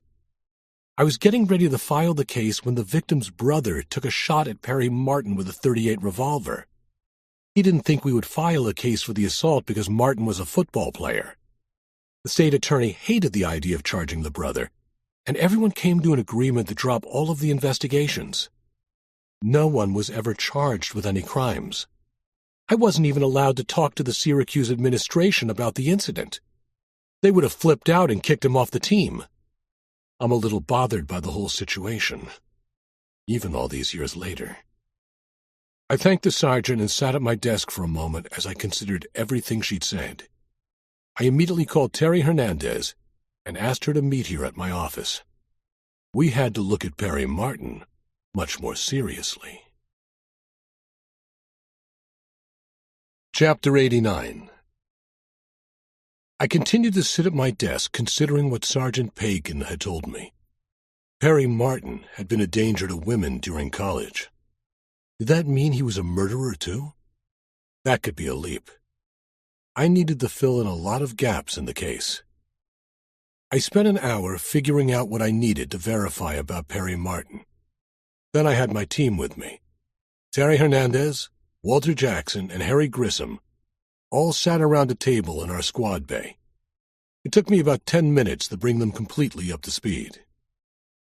Harry Grissom said, "This is all good info we could use to put together a case, but not nearly enough to charge a man with murder. I'm not dismissing the assault on a woman more than 15 years ago. I'm saying that a defense attorney would eat us alive if we tried to introduce this information in court." Terry Hernandez chimed in, "And we'd have to really cover this from every angle. We've had so many suspects turn out to be dead ends that any conviction is going to be difficult at best." I looked at Walter Jackson to see how pessimistic he was. He chuckled and raised his hands. "I just find the information out. You're the one who has to make the case." I said, "We need to find a way to verify that he was calling the girlfriend experience. We can't rely on a statement from Thomas Sloan. Walter said, "I've got about a dozen numbers that are connected to burner phones." He picked up the sheet of numbers Allie Pritz had provided. NYPD tech guys had also managed to grab the records from Allie's phone. Walter had done some reorganizing. Each sheet was arranged by the number that had called the girlfriend experience. 2 of the phones had called the service only once. A few had called 2 times. There were 3 phones that had called the service multiple times. I studied the 3 sheets of paper. One of the phones had a big gap between a flurry of calls. Last year and this year, the phone called in September, October, and November. Then it hit me. I pulled out my phone and started scrambling to find the calendar. My colleagues just stared at me as I quickly checked each date. Then I looked up and said, "Every call from this phone listed on your sheet was during football season, and most of the calls were on a Wednesday or Thursday." Martin's ex-fiancée said he was always looking for an edge in football. Even Thomas Sloan told us the coach said it helped him focus, and he called plays better on Fridays if he used the girlfriend experience. I jabbed my finger on the page and said, "This is the phone we need to look at closely. Maybe we can get lucky and connect it to Martin." Harry Grissom nodded his head. "That's as good a plan as any. Maybe we can find a way to use this young woman you guys found, Allie, what's her name?" I immediately said, "Pritz. I'm not sure it's worth the risk. She keeps calling, telling me she wants to help. But let's see what we can find out first." No one lingered after our quick meeting. Everyone had a job to do, and we realized we needed to make an arrest before another girl ended up dead. Chapter 90. Each of us jumped on an assignment. Terry tracked down info on the burner phone we were trying to link to Perry Martin. Walter scoured the computer for anything he could find that put Perry Martin in the vicinity of our homicide victims. Even Harry Grissom briefed command staff on what could be a touchy case. Once the media got wind of a string of connected homicides, there'd be a feeding frenzy. They liked nothing more than to report on a serial killer loose in New York. I drove north to Yonkers, where Coach Martin lived at the end of a quiet street. The coach's house was cute, but tiny. I saw his little boy and girl playing in the front yard while their pretty mother looked on from a porch only big enough to hold 2 chairs. This didn't look like the kind of place where a guy who could spend $1,000 to $1,500 a night on dates lived. It looked like a schoolteacher's house. I felt a pang of sadness. The repercussions from a murder affect so many people. The victim, of course. The victim's family is always devastated, sometimes torn apart. The other side of that coin, which few people ever look at, are the effects on the family of the killer. If Perry Martin was our killer and we got a conviction, those poor kids would grow up without their father through no fault of their own. His young wife would be crushed and doubt every future relationship. I wanted to go tell Martin's wife to grab the kids and leave right now, but I knew I couldn't. Suddenly, I realized how Coach Martin could afford to call the girlfriend experience. Then I ran by the Bronxville Police Department to talk to my new friend, Detective Ed Horvath. He didn't exactly seem thrilled to see me. His greeting was, "What do you want now?" "I'm just curious. Have you noticed any problems out at the Wolfson Academy? When I was there one day, I heard someone mention some missing money." Horvath said, "Are you kidding me? Everything goes missing at that place. They lost about $6,000 in cash over the last year. The administration fired 2 secretaries and a janitor over it, even after I told that goofy headmaster they couldn't have been responsible." What an asshole. Amid the mountain of paper on his desk and on top of the credenza behind him, he pulled one sheet out of a stack like he knew exactly where it would be. "There were a couple of cars broken into over the year. The burglars knew exactly which ones to hit. They got $500 in cash from one and a computer from the other. Plus a couple of the classrooms have been burglarized. The headmaster thinks it might be some of the students. I'm not so sure." Pieces of the puzzle were starting to fall into place. Chapter 91. Terry met me back in the city. She'd learned that the burner phone that had called the girlfriend experience in the fall last year and this year had been purchased from a kiosk at a tiny mall in Yonkers, not too far from where the coach lived. Terry also told me that Allie Pritz had called her again to tell her she really wanted the help. Terry said, "For once it sounds like we have a cooperating witness who really wants to do the right thing and not just work off charges. She's pissed. She wants justice. This guy murdered her friends." I looked at Terry and said, "I checked the schedule, and there are 2 more football games left on the Wolfson Academy schedule. One is this Friday. If the coach follows his schedule, he'll call the girlfriend experience tomorrow or the next day, or maybe Wednesday or Thursday of next week." Terry said, "You don't think Martin would be worried? He's killed at least 3 women. He can't be so clueless that he thinks the cops aren't looking into it." I doubt he has any idea. I think he floats along in life following his impulses and doesn't really consider the consequences. We just have to make a case that sticks. If we can interview him and get a DNA swab, maybe the medical examiner can go back over the bodies, find something to link him to one of the murders. But that's a big if. I said, "I hate saying this, but we're going to have to bring Allie Pritz in on the case. We've already got the girlfriend experience phone. All we need to do is have her answer it. Martin would probably recognize her voice since he's called so many times. He should be satisfied everything is okay." Terry said, "I'll have someone from the tech unit work it out so Allie can answer the phone from her house while we keep it in evidence. We'll set up a recorder so any call coming in on the line is automatically saved." Then what? Do we let her meet Martin somewhere? Terry shrugged. "Don't screw up my idea with good questions." I snapped my fingers. "That's it. That's how we can absolutely verify it's Perry Martin calling and what his intentions are. We set up an undercover sting. We pick just the right place here in the city to draw Martin out. We make sure they are never alone. Maybe he'll even say something incriminating. Of course, we'll have a transmitter on Allie and be close by if there's a problem. Doesn't that plan scare you?" "It terrifies me." Chapter 92.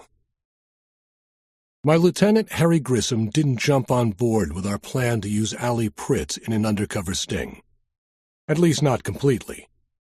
He was obviously worried about Allie's safety, as we all were. He trusted me enough to wait until Terry and I spoke with Allie and got a feel for if she would do as she was told. That was good enough for me. Now Terry and I were sitting in the living room of Allie's apartment in the village.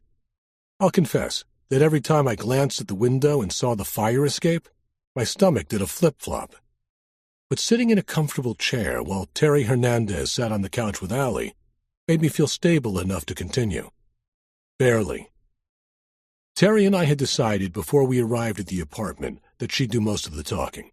She had a connection with Allie, and basically read her the manual for undercover operations, making Allie acknowledge each point. I smiled, watching Terry handle this girl so carefully.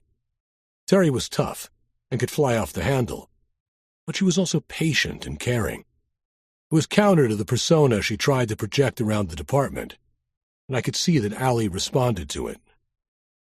Terry, using her most serious face and voice, started off by saying, "If you're uncomfortable at any time, just get up and walk away. The main thing we're trying to do is tie Martin to the phone line." Allie kept her eyes on Terry and nodded.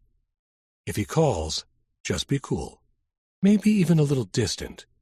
Make him work for everything. We want him recorded." Allie said, "What if he asks on the phone if I'll have sex?" "Say you'll think about it. That sounds vague enough and gets him interested." Again, Allie nodded. Terry said, "Tell Martin that you'll meet him at a sports bar called the Hockey Stick on 181st Street, a few blocks from University Avenue.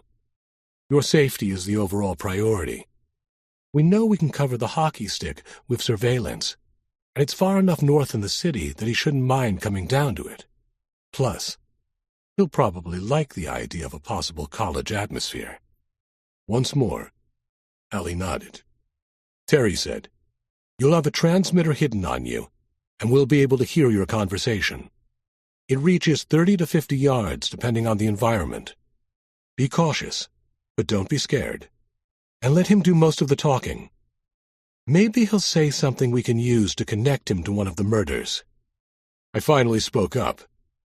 "No matter what happens, don't leave the bar with him.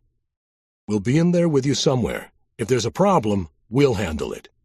But stay in the bar no matter what." Terry and I had visited the place twice to make sure we knew everything about it. There were 2 doors, the main front entrance and a door toward the rear that was used for takeout orders. There were plenty of places outside the bar to put surveillance teams. Terry had gone so far as to figure out exactly where Allie should sit at the bar while she waited for Martin to arrive. There were several tables close by that we could sit at. Martin had never seen Terry, and I doubted he'd recognize me from our one conversation. Allie said, "You really think this guy killed Suzanne and Emma and Estella?" "He's a suspect. It might turn out to be a wild coincidence, in which case we'll move on and try to develop a new suspect. I swear to you, we're doing everything we can to find and stop this killer. You're really helping us by doing this." "Are you kidding? I'd do whatever it takes to stop this creep." Allie looked at me. "You don't think a series of coincidences led you to this guy as a suspect, do you?" I took a moment to give her the best answer I could. In my experience, I find that coincidence occasionally plays a role in a case, but I'm not a big believer in it otherwise. You can see the trouble we're going to just to make sure we're right. I didn't like the idea of putting this young woman close to a potential killer, but it was our best option at the moment. I knew all the precautions we were taking, and I had to trust that Allie would be safe. That didn't make me feel any better. Chapter 93. At home that night, Mary Catherine immediately picked up on my anxiety. Reluctantly, I explained to her our plan to use Allie Pritz if Perry Martin called the girlfriend experience in the coming days before either of the school's final 2 games. She stood out on our balcony with me. She leaned in close and rested her head on my shoulder as I wrapped an arm around her. We stood at the railing and stared out at our quiet Upper West Side neighborhood. Mary Catherine said, "No matter what, you need to be careful." "I always am." Mary Catherine let out a snort. "I know you don't tell me everything you do is part of your job, but don't take me for an idiot. I'm aware of the risks you take.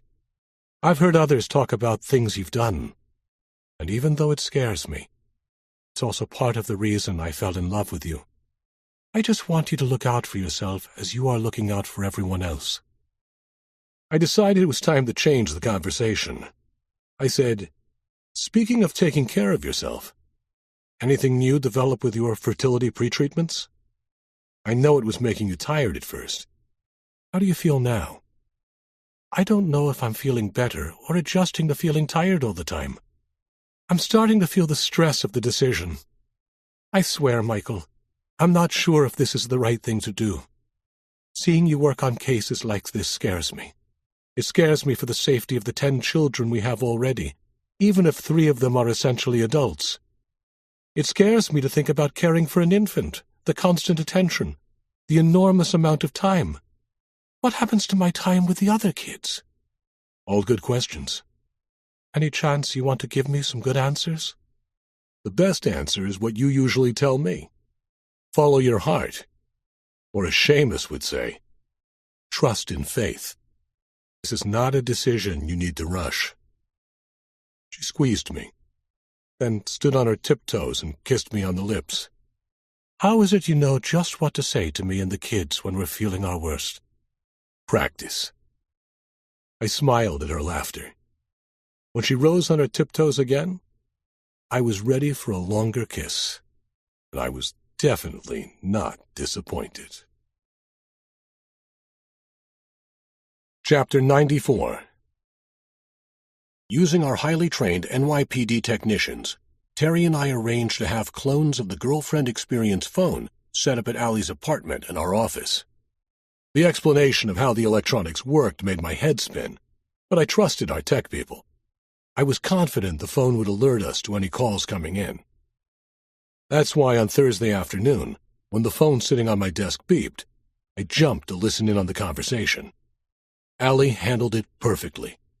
And although I couldn't be sure, it sounded like Perry Martin's voice on the other end of the line. He was also insistent that he meet one of the girls that night. There wasn't a function. They didn't have to dress up. He just wanted someone to cuddle with tonight. He didn't hesitate to jump at the chance to meet Allie at the hockey stick in the Bronx.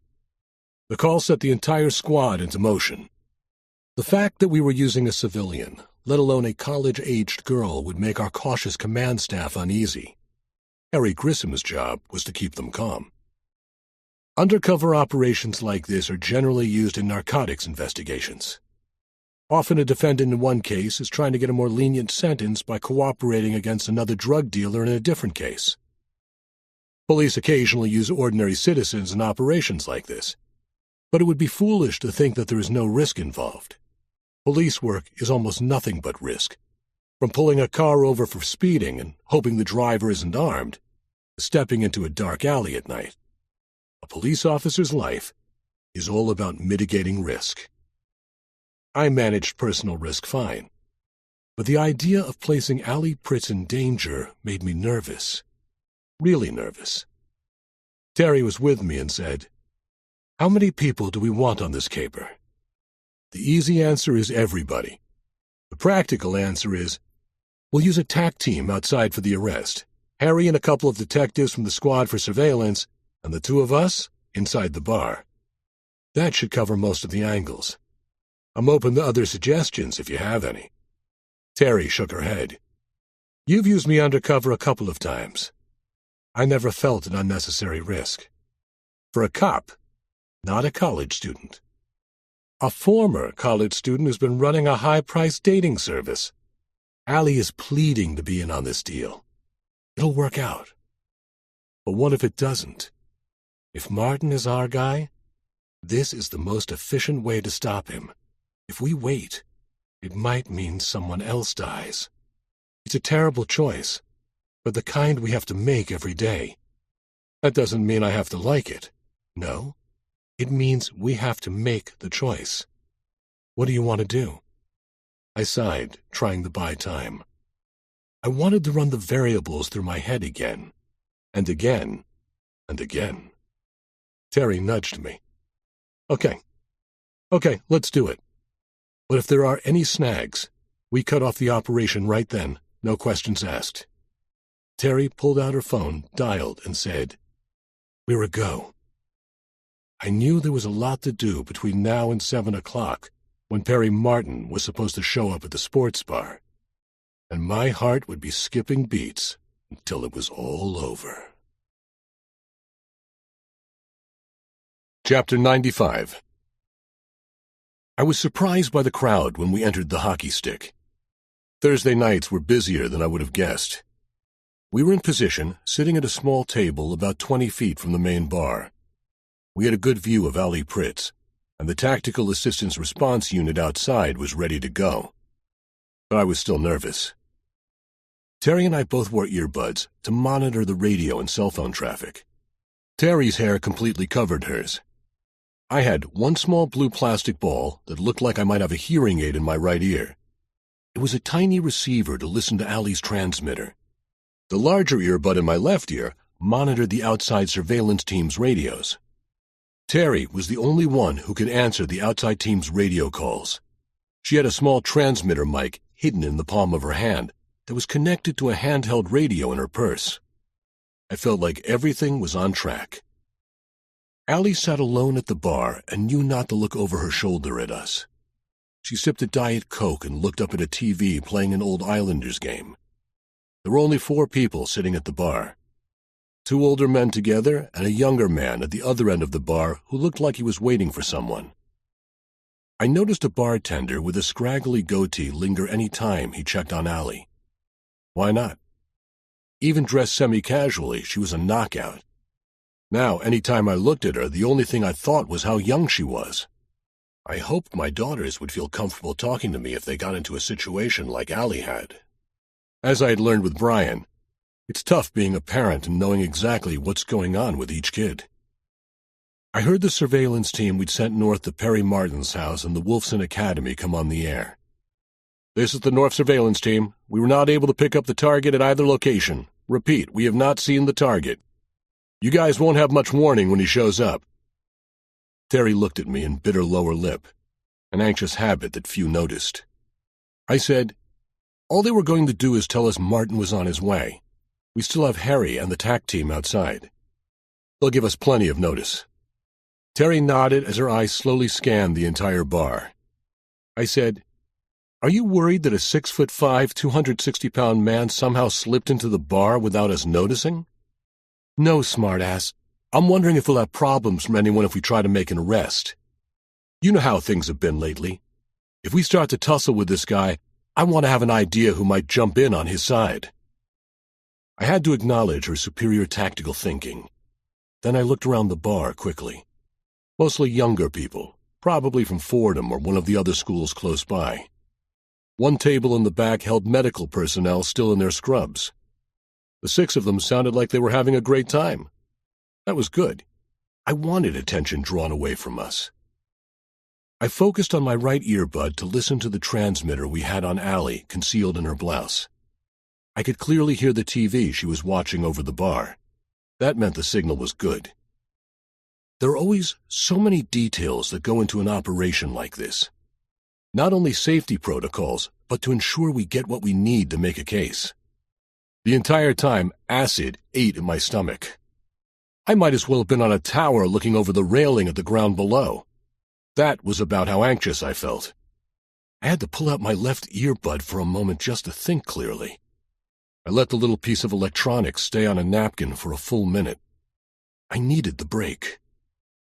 Terry's eyes cut up to me suddenly, and I knew it was time to reinsert the earpiece. Immediately, I heard Harry Grissom's voice. Harry Grissom said, "Someone's coming down the street on the same side as the bar. He's pretty far away, but I'd be willing to bet it's our man. It looks like someone put a yellow wig on a minibus." I looked across at Terry and said, "He's not wrong." I heard one of the TAC members say, "He just walked past our van. Jesus, Bennett, you need to show more emotion when you're describing someone. It's one thing to hear 6'5", it's another to see it." Terry giggled at that. Terry went up to the bar and grabbed some napkins. While she was there, she casually looked over and nodded at Allie. Allie returned the nod with confidence. Chapter 96. I was looking at the door just as it opened. I kept my head down like I was reading the menu. I didn't need this guy recognizing me, no matter how small the chance. Perry Martin stood in the doorway just for a moment. It was like something had blocked the exit. If there was a fire and he didn't want to move, no one would survive. He noticed Allie sitting at the bar by herself. A grin spread across his face and he ran his hand through his blonde hair. I noticed he arched his back slightly and flexed his chest. Not like he needed to, but it was impressive just the same. I couldn't keep my eyes from tracking him as he padded across to the bar. I pulled out my surveillance earpiece so I could focus on the transmitter hidden on Allie. Terry turned slightly so she could always keep her eyes on the bar. Martin had never met Terry, so it didn't matter if he looked over and saw her. As Martin walked up to Allie, I heard him ask, "Are you Allie?" She nodded and gave him a spectacular smile. She stuck out her hand like a confident real estate agent. Martin shook it, then slipped onto the stool next to her. We had reached our first goal, verifying that the phone line that had called the service belonged to Perry Martin. I listened to their small talk and realized I was bothered by a number of issues. I didn't mean to be a prude, but a married man with 2 little kids at home dating a girl who looked like she was in college made me angry. That's right. Cops are allowed to feel emotion. Maybe it was because I had my own daughters, but I wouldn't appreciate a guy like Martin bothering them at a bar. The more I considered him the killer of Suzanne Morton, Estella Abreu, and Emma Schrade, the angrier I became. It just didn't seem right that he should feel so comfortable walking into a bar in New York and talking to a girl like Allie. He showed no reticence or concern. Allie kept quiet and just let him talk. He tried to ask her questions, but she was smart and came back to him with her own questions. Questions designed to boost his ego. Do you work out? Is everything tight on you? The questions kept the football coach on his heels and stopped him from asking Allie too much. In an abundance of caution, I had also given Allie an emergency pager. It had a GPS signal that would go to an app on all our phones. If things went really bad and she couldn't see us, all she had to do was hit that button and we'd be able to find her fast. The way things were going, I doubted she'd need that. The bar had people in it, but wasn't packed tight. We had a good line of sight.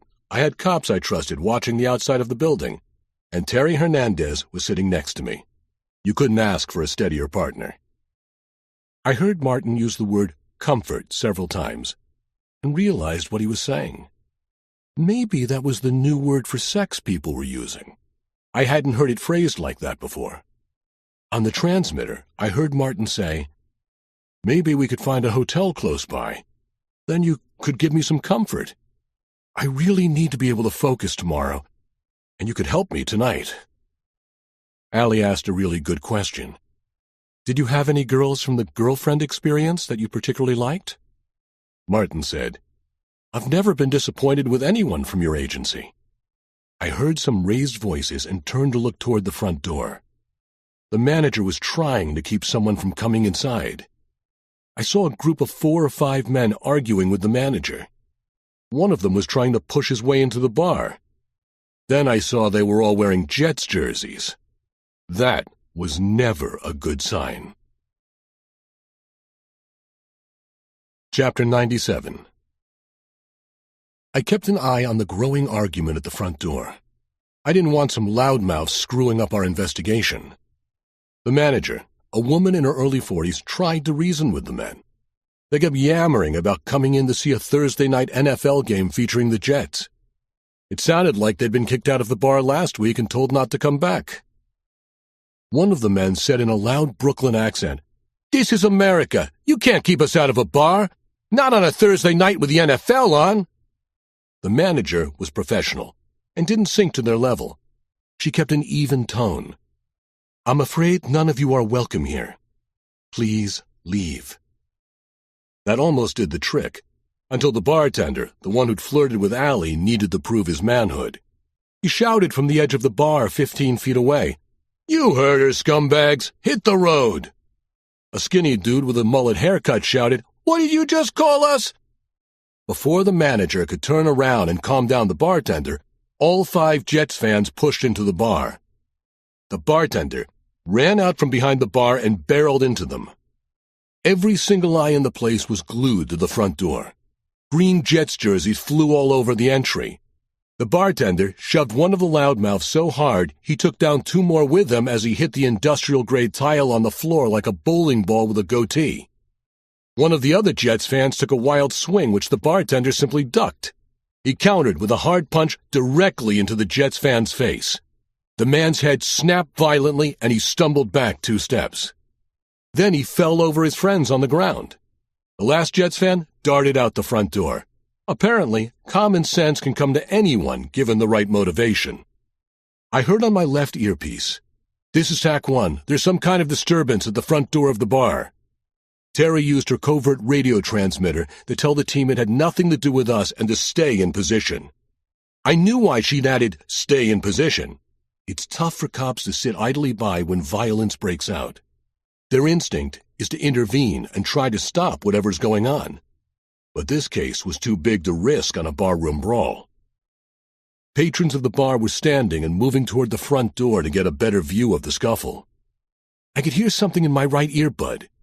It was Perry Martin's voice saying, "This is crazy." I turned to get a look at him and Allie at the bar. There were too many people now crowded around my table cheering on the fight. I couldn't see anything. I looked at Terry and said, Can you see Allie and Martin?" She stood up, but as soon as I saw her crane her neck, I knew something was wrong. I sprang to my feet, where my height helped me easily see over the people crowded around us. I felt a ball of ice in my stomach. The 2 bar stools where Martin and Allie had been sitting were now empty. Frantically, I scanned the rest of the bar. I didn't see them. I heard Terry on a radio saying in a loud voice, "We've lost visual. Heads up. Our suspect and our witness may be outside. Stop them immediately." I pushed my way through the crowd and saw they were not at the front of the bar. I rushed toward the rear. The back door was ajar. Terry yelled into the radio, "Suspect is out the back door! Suspect is out the back door!" I didn't waste a second as I burst through the door into an empty alley. Chapter 98. I turned my head to look up and down the alley. I didn't see anyone, let alone a giant man and a beautiful girl. I don't think the word panic can adequately explain what I was feeling at that moment. I stood in the middle of the narrow alley. My stomach felt like a small fire burned inside it. Where could they have gone so quickly? Terry turned toward one end of the alley and I turned toward the other. I'd only taken a few steps when 2 of the TAC team members jogged around the corner. They skidded to a stop when they saw me.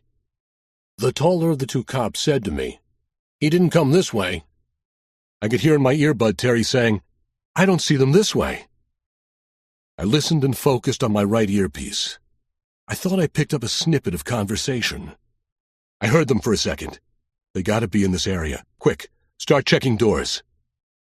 The 2 TAC cops, dressed in bulky clothes to hide their ballistic vests and guns, both started grabbing doorknobs and jerking hard. Some of the doors looked like they went to maintenance rooms. They all appeared to be secure as we worked our way to the main street. I checked the app on my phone to see if Allie had pushed the panic button on the GPS pager I'd given her. Nothing. How could they have just disappeared in the middle of a crowded bar? Harry Grissom jogged around the corner of the building and stopped next to me. "Did we find them?" I shook my head quickly as I tried to think where they could have gone. Harry got on the radio and said, "We've lost sight of the suspect. Let's get some help in here and start a grid search. We start from this block and work north and south first." I heard acknowledgments on the radio, as well as someone calling dispatch to get more cops in the area to help us search. My heart was racing, and my throat felt like a python was wrapped around my neck. But I wasn't going to let anything stop me from finding Allie. This had been my idea, even if she had agreed to it. I realized our best chance might be if I was able to use the range of the transmitter on Allie to locate them. All I could do was jog through the area, hoping to catch a voice over the transmitter again. Terry caught up to me, and I explained what I was trying to do. She held her radio in her hand now and no longer needed the earpiece to monitor surveillance. She pulled the backup earpiece to the transmitter on Allie from her pocket and crammed it in her ear. We split up and started the jog in different directions. I saw a patrol car whiz by a few blocks north of us. We were starting to get help into the area. It didn't make me feel any better. Until I had Allie safe and handcuffs on Perry Martin, I felt like I was burning days out of my life from the anxiety. Chapter 99. I started running, not jogging, sprinting. I wanted to cover as much ground as possible. I needed to find Allie no matter where Martin had taken her. I'd like to say it wasn't related to the panic I felt, but it was clearly inspired by the panic. I didn't know what else to do. I was just hoping to catch a glimpse of them or perhaps hear something on the transmitter. The transmitter that had been ominously silent for the last 2 minutes. I pulled out the earbud that monitored the radios. I needed to concentrate. I'd pulled a badge on a chain from my shirt and let it hang outside so it was visible. I didn't want some young cop doing some crazy takedown on me just because they saw another tall guy, even if I was 60 pounds lighter than Perry Martin. Once a situation turned bad, it always seemed to cascade into more and more disasters. I still felt like I might be able to salvage this. All I had to do was find Allie. I slid to a stop 2 blocks north, right on the edge of Fordham Heights. That's where I ran into Terry with another detective. She shook her head as we approached each other. I could hear her radio in her hand. Harry Grissom's voice was clear and commanding. He was organizing all the new arrivals coming into the area to help. Harry's voice blazed as he said, "I want a perimeter set up starting at 6 blocks in every direction. No male over 6 feet tall gets through the perimeter without someone who knows this mope laying eyes on him." I heard someone whose voice I didn't recognize ask where his partner was. Harry jumped back on the radio and snapped at him. "This isn't a frat party where we're looking for friends. It doesn't matter where partners are. Find this mope and the young woman he has with him. Her safety is all that matters now." That definitely shut down any erroneous chatter on the radio. I started looking up at buildings, hoping I might see something obvious. Someplace the coach might have taken Allie. Terry said, "I thought I caught a couple of words as I ran toward you. Earlier I heard Allie say no. I don't know what it was in response to. She didn't shout it, but there was an edge in her voice." Terry pointed out where she'd picked up sound on the transmitter. I looked down the street in both directions. There were a few pedestrians strolling along and a couple of plainclothes police officers hustling past them. Another patrol car raced by on the street. By now, Perry Martin had to know the cops were onto him. That's what I was hoping. I wanted him to see how futile his position was and release Allie. I started checking every storefront. I couldn't risk leaving any idea alone, anything I could do to find Allie. Then I heard it. Just a quick squawk in my earbud. I looked over to Terry, about 20 feet away from me.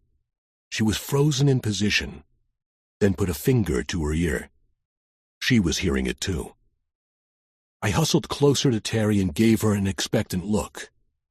Terry held up one finger. She had something on her transmitter. Maybe it was the angle she was standing. Maybe it was her younger ears. She could hear them. They were within 50 yards of us right now. Terry looked up at me. Her eyes moved along the sidewalk. "They're in the subway."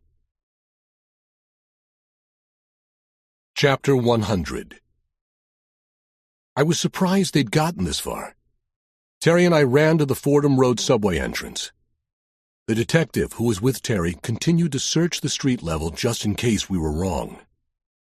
The station was surprisingly busy. I realized it might have had something to do with an event at Fordham University. There were a lot of well-dressed women and men in suits. It didn't make things easier. I felt my phone buzz. I yanked it out of my front pocket and saw the alert for the GPS application. Allie had pushed the button.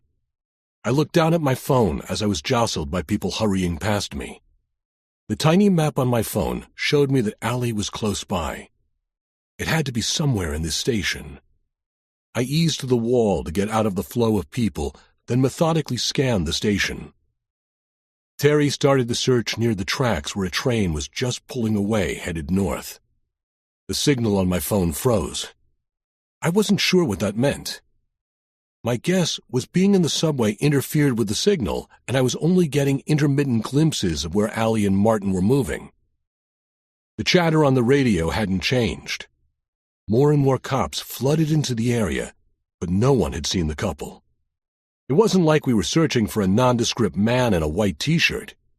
Someone should notice these two. I started walking along the wall past several street musicians. A man with a spectacular beard wearing a tattered cowboy hat played guitar. Almost right next to him, a drum line of 3 young men competed for the few dollars commuters would throw into their jar. I got frustrated every time I turned a corner and someone jostled me or blocked my view. This place had a lot more corners and nooks than I recalled. Or more likely, I never cared about them until now. I checked my phone and the GPS app. The only thing that was on the screen was a small text box in the corner that said, "Weak signal." Satellites could only tell so much, and there was a lot between me and the open sky above. Another train was arriving from downtown. People started to shuffle into position to get on. I checked my watch. The other train had been out of the station only a minute or two. Someone had seriously screwed up a schedule. I started walking quickly down the platform, looking through the crowd that had gathered to jump on the northbound train.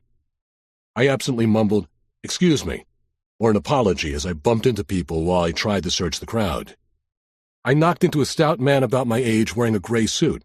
I murmured sorry. I kept shuffling along, trying to look ahead of me. The man snapped, "Be more careful, then you won't have to tell people you're sorry." I glanced over my shoulder at his red face, but just ignored him and kept searching.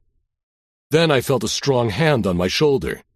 The same man shouted, "Don't turn your damn back on me!" I didn't have time for this. I spun quickly. I slapped his hand away from my shoulder. That really pissed him off. He grabbed my jacket with both hands, a classic intimidation move that wasn't very smart. Out of instinct and training, I swung my leg up to kick the man's feet out from under him. He hit the concrete subway floor hard. He whimpered and tried to stand up. Then someone pushed him back on the floor. That knocked me out of my tunnel vision, and I saw Terry Hernandez standing above him. She looked down at the pudgy man on the floor and said, "Stay down, fat boy." He glared up at her but didn't say anything. Terry took me by the arm and hustled me away.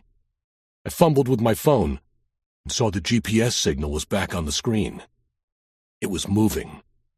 I turned to Terry and said, "They're on the train that just left."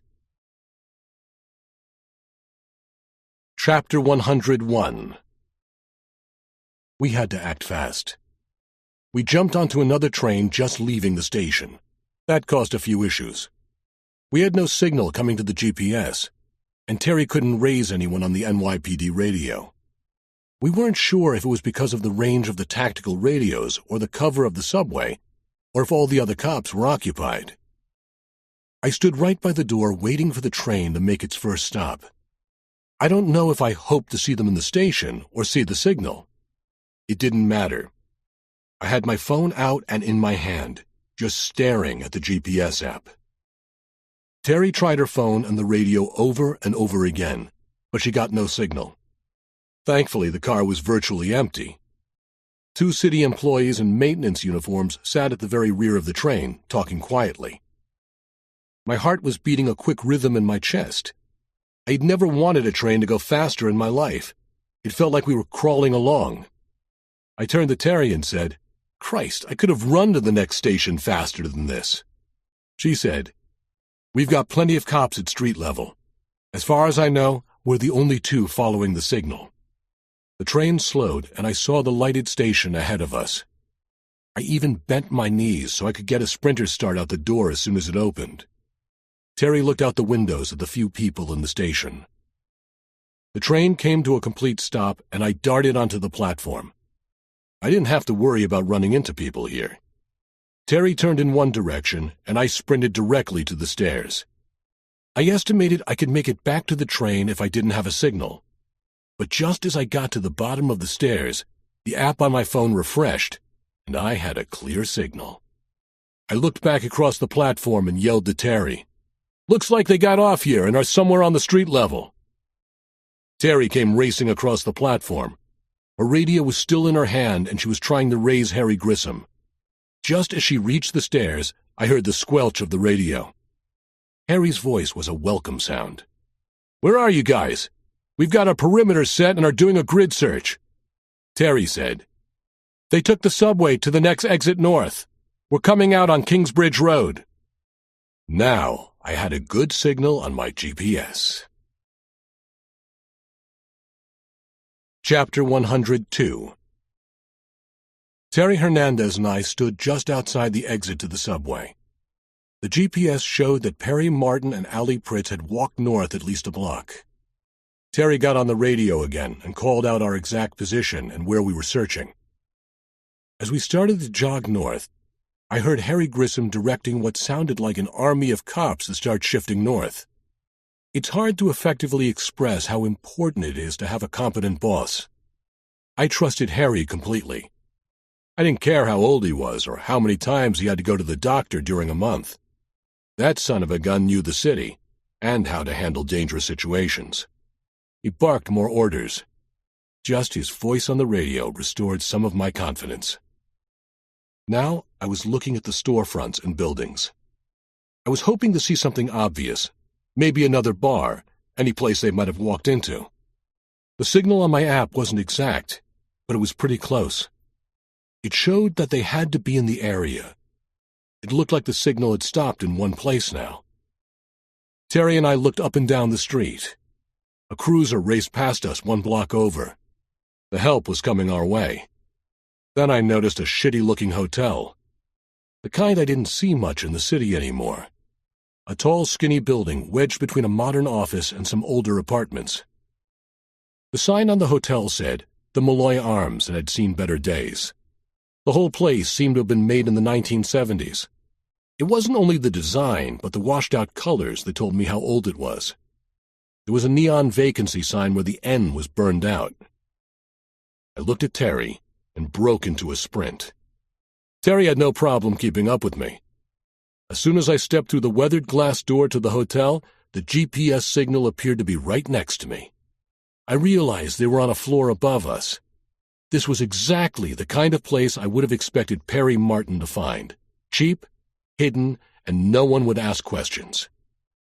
The middle-aged clerk looked up at us but didn't bother to speak.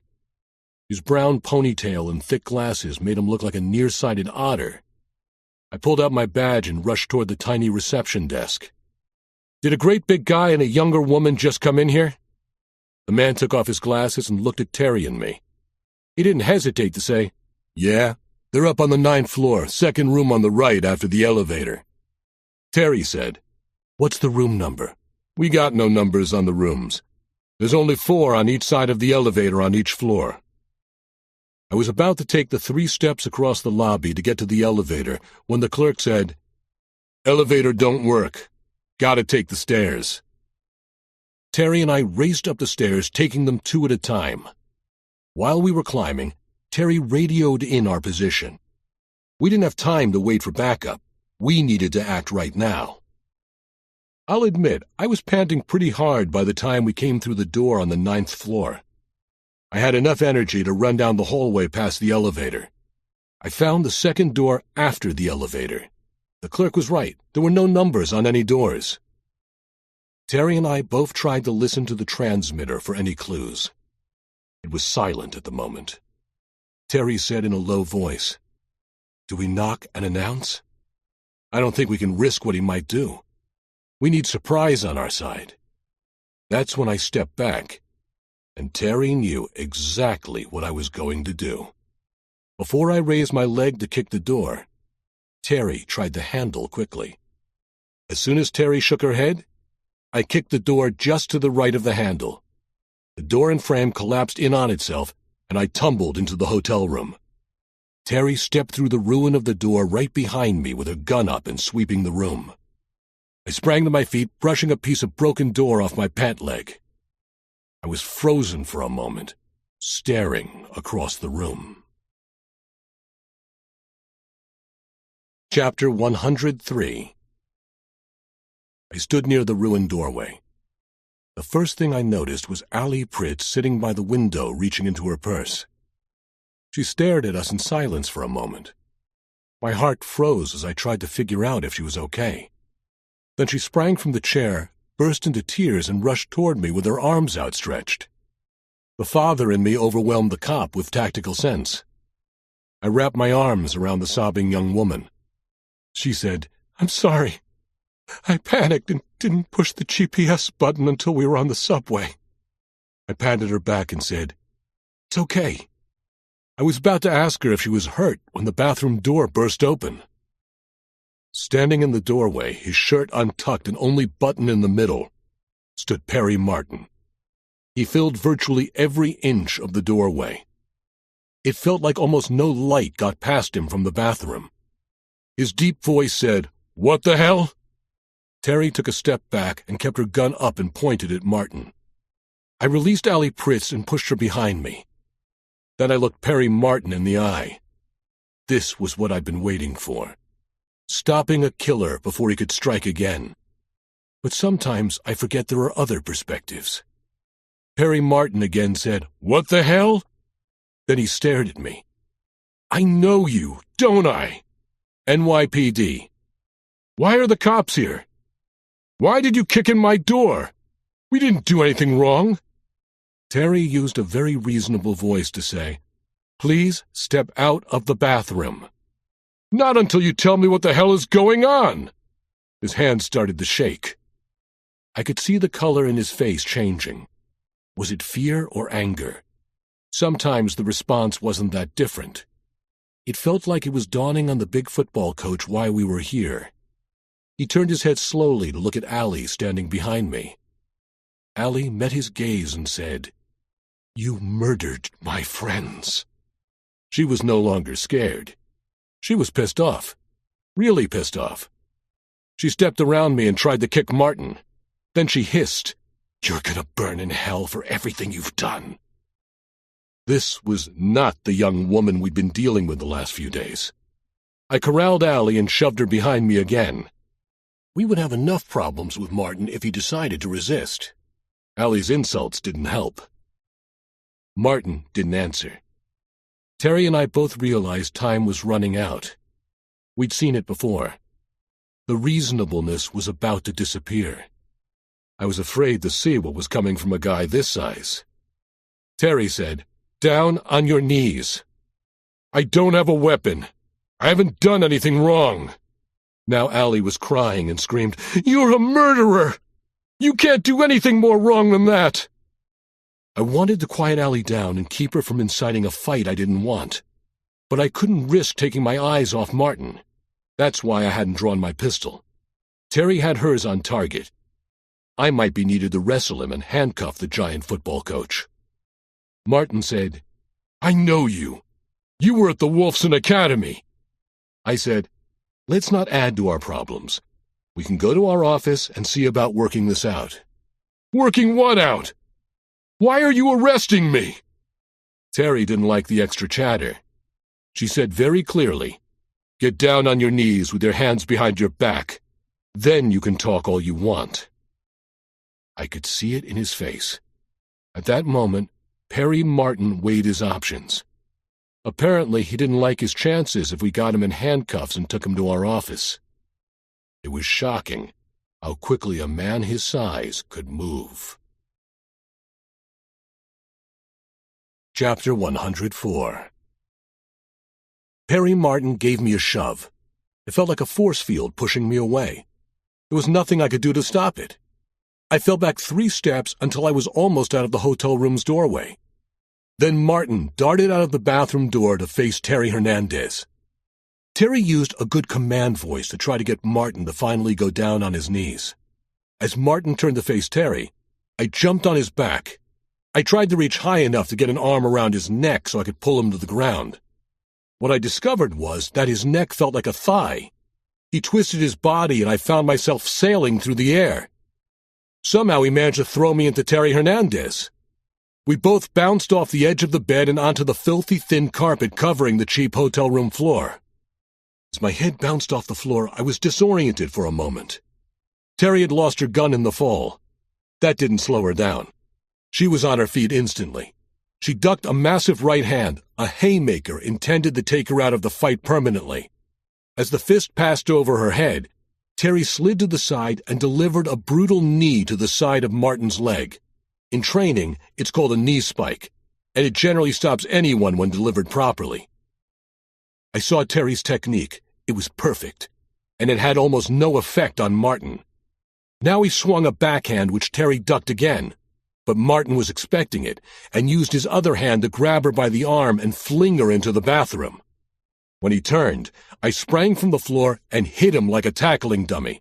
In retrospect, hitting a man that much larger than me who had spent most of his adult life on the football field didn't make much sense. He turned his body slightly and tossed me into the wall. It felt like the whole building shook. As I slid down the wall to the floor, I prayed that there were reinforcements on the way. Allie was still standing in the doorway. I hope she didn't think she should get involved in the fight. She was uncontrollably angry. I didn't blame her, but now I saw I'd misjudged some of her motivation for getting involved in this investigation. She didn't want to just bring Martin to justice. She wanted vengeance. I realized she could never go back to the girlfriend experience after knowing what happened to the other 3 girls. When Martin turned toward me, Allie took a ceramic lamp sitting on a small table by the door and smashed it over Perry Martin's head. Cheap ceramic shards flew everywhere. It didn't seem to have that much effect on him, but some shards hit me on the cheek and drew blood. When Martin turned to face Allie, I jumped up and kicked him in the same leg that Terry had nailed with the knee spike. Finally, he let out a sound like he'd been hurt, a low, guttural growl. When he turned, I punched him in the face. My right hand connected solidly with the side of his head just in front of his ear. He stumbled and caught himself on the door frame before he fell. He glared at Allie, then at me. Then he sprinted down the hallway. Again, he surprised me with his speed. Chapter 105.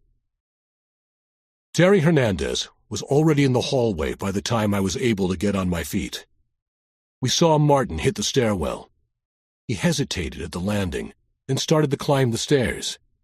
We could already hear someone coming up the stairs. Martin must have heard the same thing and took the only route available. A single detective ran up to the floor we were on. He was from the local precinct. I'd met him, but I couldn't think of his name. He was a hot shot in a tight shirt. He looked like a rock band reject with his long dark hair brushed straight back. He kept his pistol in the small of his back. I guess that was a cool way of carrying your gun now. He didn't say a word. He just followed us as we climbed the 3 floors to the roof. Then I paused at the door to the roof. It was one thing to be thrown around the hotel room. It would be another to be thrown 12 stories to the hard concrete below. Terry said, "We might be better off leaving him sealed off on the roof. We can wait here for reinforcements." The new detective with us said, "What am I?" Terry looked at the young detective. She said, "Reinforcements would be like 4 or 5 cops. You didn't see him back in the room. You'd just be another body he could toss around." To his credit, the young detective didn't try to act macho or say anything stupid. He just shrugged like he understood. Since he hadn't seen Perry Martin in person, I didn't think he could really understand what we were trying to tell him. I thought about Terry's idea. Finally, I said, "He might be able to get onto one of the other roofs or climb down the fire escape. I don't think we can risk it. If we have to, we just stay away from the coach, keep him occupied without actually engaging him." This time I didn't hesitate. I turned the handle on the door and shoved it open. The night air was cooler than I expected. The 3 of us fanned out quickly on the old-school tar and gravel roof. I had to glance over the side of the building to look at the fire escape. Even doing that triggered my acrophobia. Instantly, I felt a little nauseated. On the bright side, the coach wasn't climbing down the fire escape. At least not yet. I heard a sound and someone grunt. As I spun, I saw the young detective toss through the air onto the gravel roof. He rolled and ended up on his back. I wanted to shout at him, "That's why we don't carry our pistols in the small of our back," but somehow I refrained. The coach stepped out from behind the utility shed that also held the door to the roof. Terry was on one side of him, holding her hands up like she was trying to calm him down. I jumped forward and grabbed the fallen detective by the collar of his shirt and pulled him away from the coach. He was able to scramble to his feet once I dragged him about 5 yards. The first thing the detective did was make sure the gun was still in the small of his back. Then he ran a hand through his hair to make sure it still looked good. I guess if I was his age, I might do the same thing. Now I focused on Perry Martin. He was backing away from both Terry and me to the far side of the roof. I knew it faced the street. There was also no way to reach the fire escape from that side. I said in an even voice, "Let's talk about this. No one needs to get hurt." I noticed a subtle change in the coach's expression. Now he looked nervous and scared. There didn't seem to be any trace of anger left in him. He yelled, "Don't come any closer!" Terry and I froze in place. We knew that tone. Frustration edged with panic. The coach kept backing away slowly, until he bumped into the 2-foot ledge that enclosed the entire roof of the hotel. Then he carefully swung a leg up onto the ledge and pushed himself to stand on it. He glanced over the side, and then quickly looked back to make sure we weren't trying to sneak up on him. I'd seen too many suicides in my career. I wasn't interested in seeing another. I held up my hands and said, "Don't do anything stupid, Coach." I gave Terry a quick look and she knew to retreat. We didn't want to overwhelm someone who was so distraught. Terry eased back toward the door to the stairwell next to the young detective. We were in an absolute standoff. I could hear sirens below, but right now, it was just a suicidal Perry Martin and me on a rooftop. Shit. Chapter 106. My heart skipped a beat when I saw Perry Martin wave his arms to keep his balance on the ledge. It wasn't that narrow, but there was some wind up here, and I knew how disconcerting looking over the edge of a high building could be. I worked hard to keep my tone pleasant and sympathetic. "Come on, Coach. Step down off the ledge and we can talk." Martin looked at me and said, "What's left to talk about? I know why you broke into my room. I can figure out that that girl was working with you guys." Just as I was starting to feel like Martin was going to step away from the edge, I heard the door to the stairwell open and bang against the wall. Then I heard a female voice scream, "Jump! Go ahead and do us a favor! Jump! You're a murderer!" I took a quick glance over my shoulder and saw that Allie Pritz had followed us up the stairs. She looked angry, furious. Allie looked at me and shouted, "Let him jump!" She had a hard edge to her voice. Now Terry stood next to Allie with an arm around her shoulders. She pulled Allie over next to the young detective so they could both keep an eye on her. I turned to look back at Perry Martin. Allie's outburst had gotten to him. He looked stricken. His voice cracked as he shouted to Allie, "I'm sorry! I'm sorry everything got so out of hand! I never intended to hurt anyone!" He let out a sob, but stayed on top of the ledge. I was now about 10 feet from him. There was no way I'd be able to hold on if I grabbed him and he wanted to jump. Either he'd break out of my grip, or we'd both go over the side. Martin shook his head and said in a lower voice, "I know I fucked up. I ruined everything. My family, my career. Everything's gone. I even had to steal from the school just to pay for the girls. Once I met that first girl, it was like some kind of primal urge, or an addiction. I don't know what you'd call it. I had no control over it. And she agreed to have sex with me, but I had to pay her an extra $600. I wish I could have stopped right there." I had to be practical in the situation. If Martin committed suicide, we might not know how many women he killed. I didn't want to give him more incentive to jump, but it was a question I needed answered. I said, "Coach, how many girls did you kill?" He stared at me like I'd slapped him across the face. A tear did run down his cheek. He started shaking his head like some internal dialogue tormented him. He looked over at me, wiped his nose with his bare forearm, and started to speak slowly. Martin said, "The first one, Cheryl, was an accident. That was last year. She said no, but I wasn't sure if it was an act. When she pulled away from me, I grabbed her and shook her. Maybe too hard. When I saw she was hurt and moaning about her neck, I panicked. I twisted her head to finish it. Then I dumped her in a garbage truck parked behind the building we were at in Bronxville. Never heard or saw anything about her." I thought back to my encounter with Cheryl Savage's father. The father determined not to lose another child. At least he'd have some closure. Martin looked at me. He wanted to talk. I let him. He said, "Everything seemed fine until a few months ago. That's when I hired Emma. What a sweet singing voice that one had. We went to a motel in Bronxville. She was amazing. She said she didn't mind it a little rough. And the next thing I realized, I had my hand around her throat. She was no longer breathing. The third girl, Suzanne, tried to blackmail me. She said she'd tell my wife. I'd already used all the money I had or could steal. I flipped out.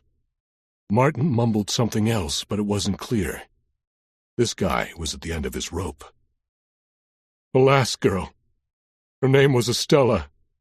She turned me down flat. She said she'd never have sex for money. Even when I tried to argue the hypocrisy of being paid to go on a date but not accepting money for sex, she wouldn't budge. That one happened quickly.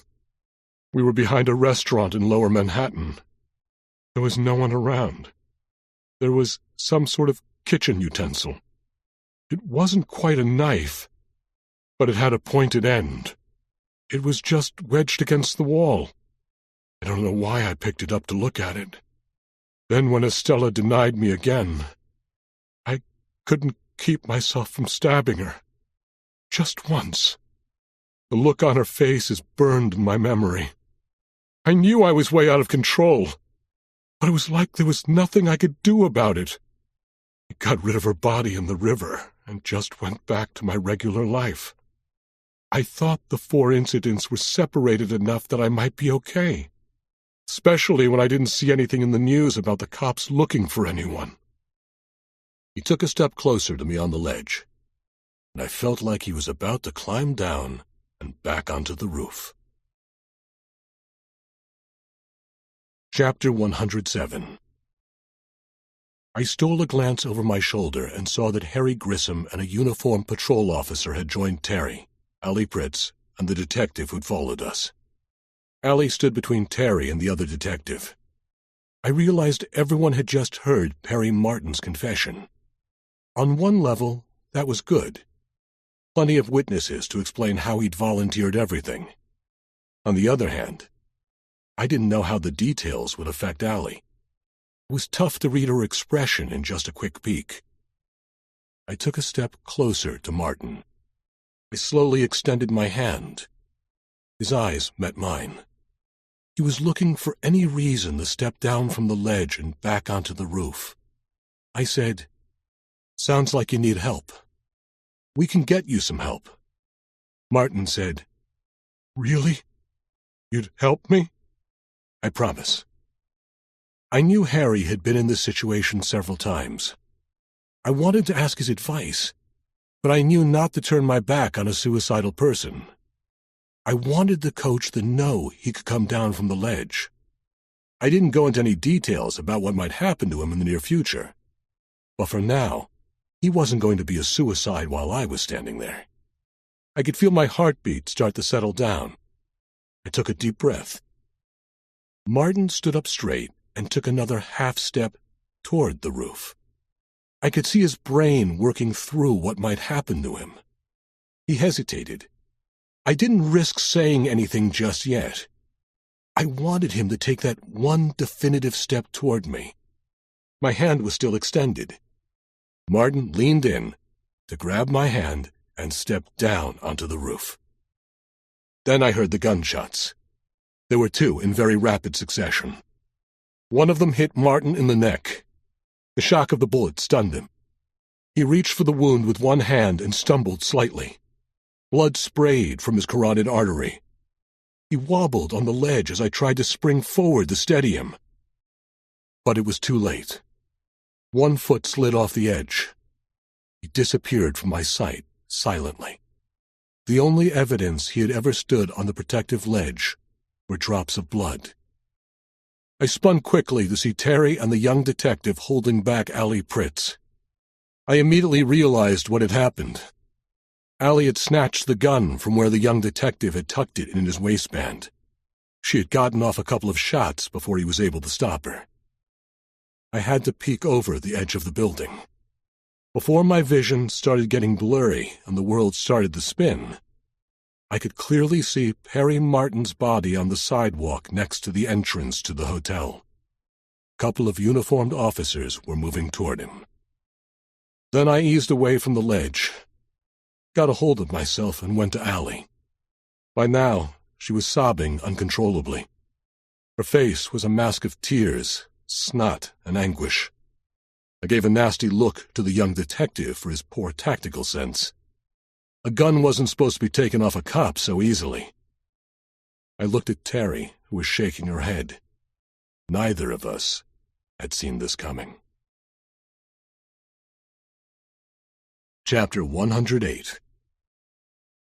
Almost a week after Perry Martin was shot, I found myself sitting in a car with my friend, Sergeant Kathy Figler. I'd been waiting for a chance to find the bullies who'd been threatening my sons. Kathy's team had figured out who the boys were after they saw the video from Holy Name. I didn't want special treatment.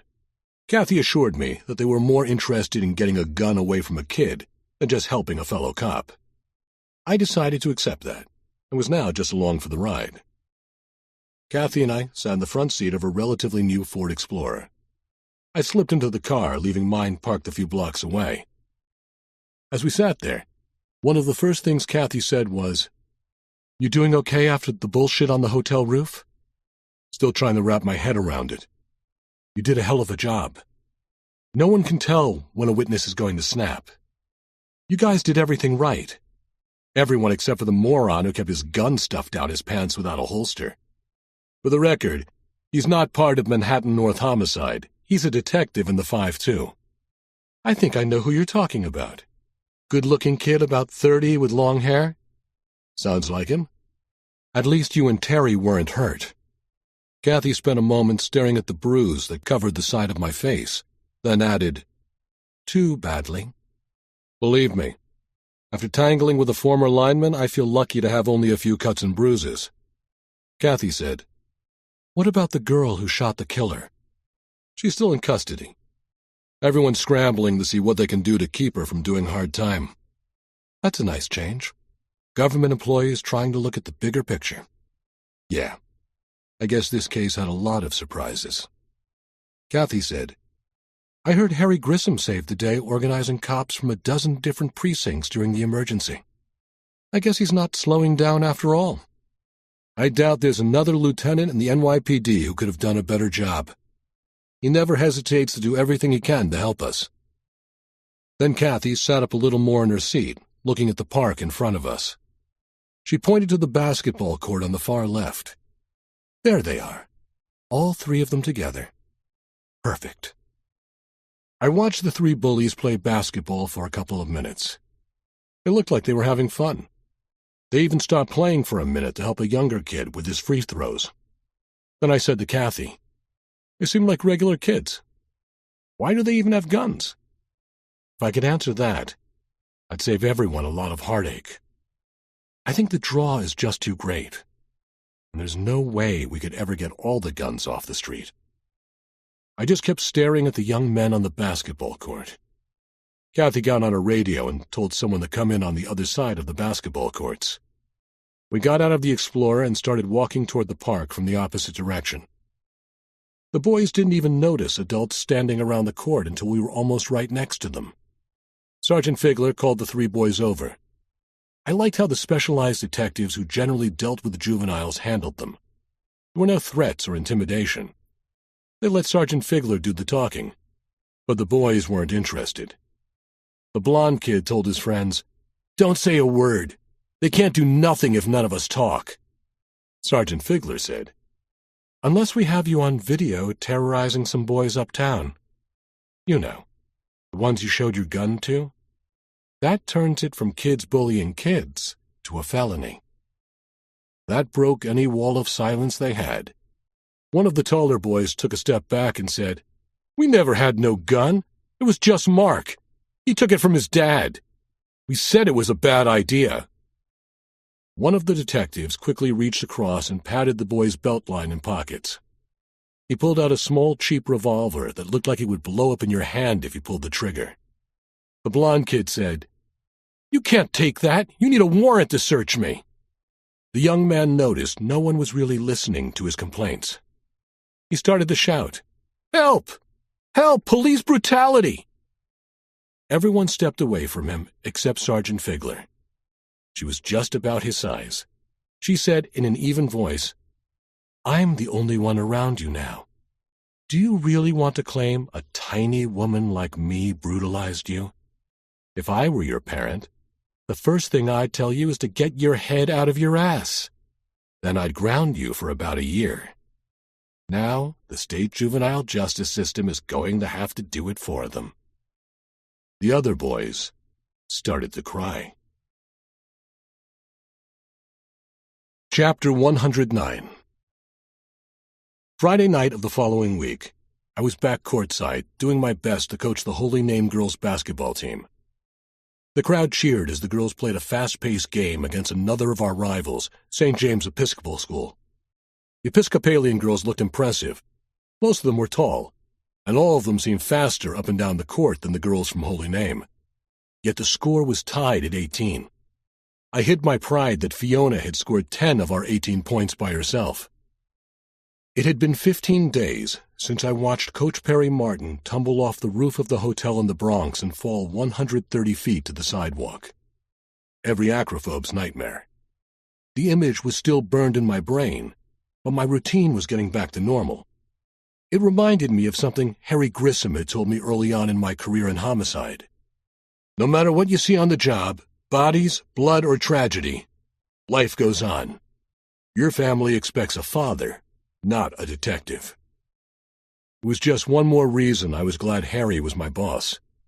And it didn't look like he was going anywhere, at least for now. Fiona whizzed past me headed for the basket. A tall girl with a purple stripe through her blonde hair threw an elbow at Fiona. It might have been just a distraction, because Fiona jerked her head to one side and easily avoided the blow. Then she sank the basket. Before St. James could inbound the ball, I jogged down the court to talk to the ref. I needed to know why no foul had been called for such an obvious elbow. But it's tough to argue with a 67-year-old nun you've known since 6th grade. I said in a loud voice, only to be heard over the din on the court, "Sister Lily, didn't you see that elbow?" The short nun gave me her famous steely-eyed glare. "Coach Bennett, do you want these girls to worry about minor issues or be tough enough to face the harsh realities of life?" I tried to hide my smile when I said, "I thought you taught English, not philosophy." "Don't make me teach you not to question the ref." Then she turned, clapped her hands, and St. James inbounded the ball. I had to laugh out loud as I headed back toward our bench. Why not? I had a daughter on the court, plus 9 kids and my wife in the stands, and an elderly priest cheering like he was witnessing the second coming instead of his great-granddaughter playing basketball. They all looked happy. I recognized once again that I had a pretty good life. After our 26-24 victory, I took the entire family to the Fun Zone Grill. It was close to the apartment, and they were always happy to see my giant family. Plus, they had an array of games that kept most of the kids busy. I sat at the end of 4 tables pushed together. Mary Catherine sat right next to me. We both laughed watching my grandfather playing whack-a-mole with Chrissy. The old man was all smiles. Kids have a tendency to do that to people. Even the older kids were getting into different games.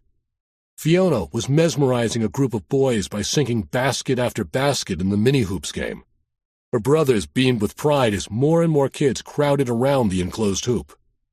Mary Catherine casually said to me, "Do you really think the bullies are in our rearview mirror?" I hope so. We did everything we could. I heard the parents are now very interested in getting involved in their sons' lives. If they follow through, that'll probably be a big help. I didn't voice my concerns about retribution. I had to trust in the system. Mary Catherine had something else to say. I knew to just keep my mouth shut and wait for it. Finally, after watching Fiona for another few seconds, Mary Catherine said, "I think I'm going to stay on this course of drugs for my fertility treatments. It doesn't mean I've made up my mind. It just gives me a little more time to consider everything." I kissed her and said, "I want what you want. Take your time." There was a big cheer in the restaurant. I looked up to see Fiona sink another ball and lights go off around the hoop. Shauna ran over, bursting to tell us the exciting news. "Fiona broke the record for consecutive baskets. She's going to get a free milkshake." I raised my glass of Diet Coke and said, "Here's to our own LeBron." Shauna looked at me and said, "You mean Lisa Leslie?" "That's exactly who I mean." And that was precisely the sort of thing I wanted my daughters to say. Mary Catherine and I laughed until she kissed me again. This time it had some passion behind it. She whispered in my ear, "Wait till I get you home."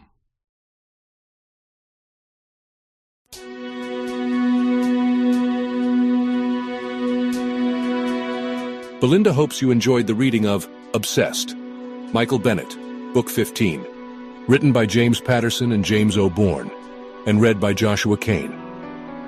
Our audiobooks are becoming increasingly popular among travelers, families, and people who are on the go. If you really enjoyed listening to this audiobook, please introduce your friends and family to the experience. We're sure they'll love you for it. If you want to hear more about our fabulous range of titles, please visit us online at belinda.com. Thanks for listening, and remember to always take a Belinda audiobook with you. Copyright and recording, Hachette Audio 2023. Text copyright James Patterson 2023. All rights reserved.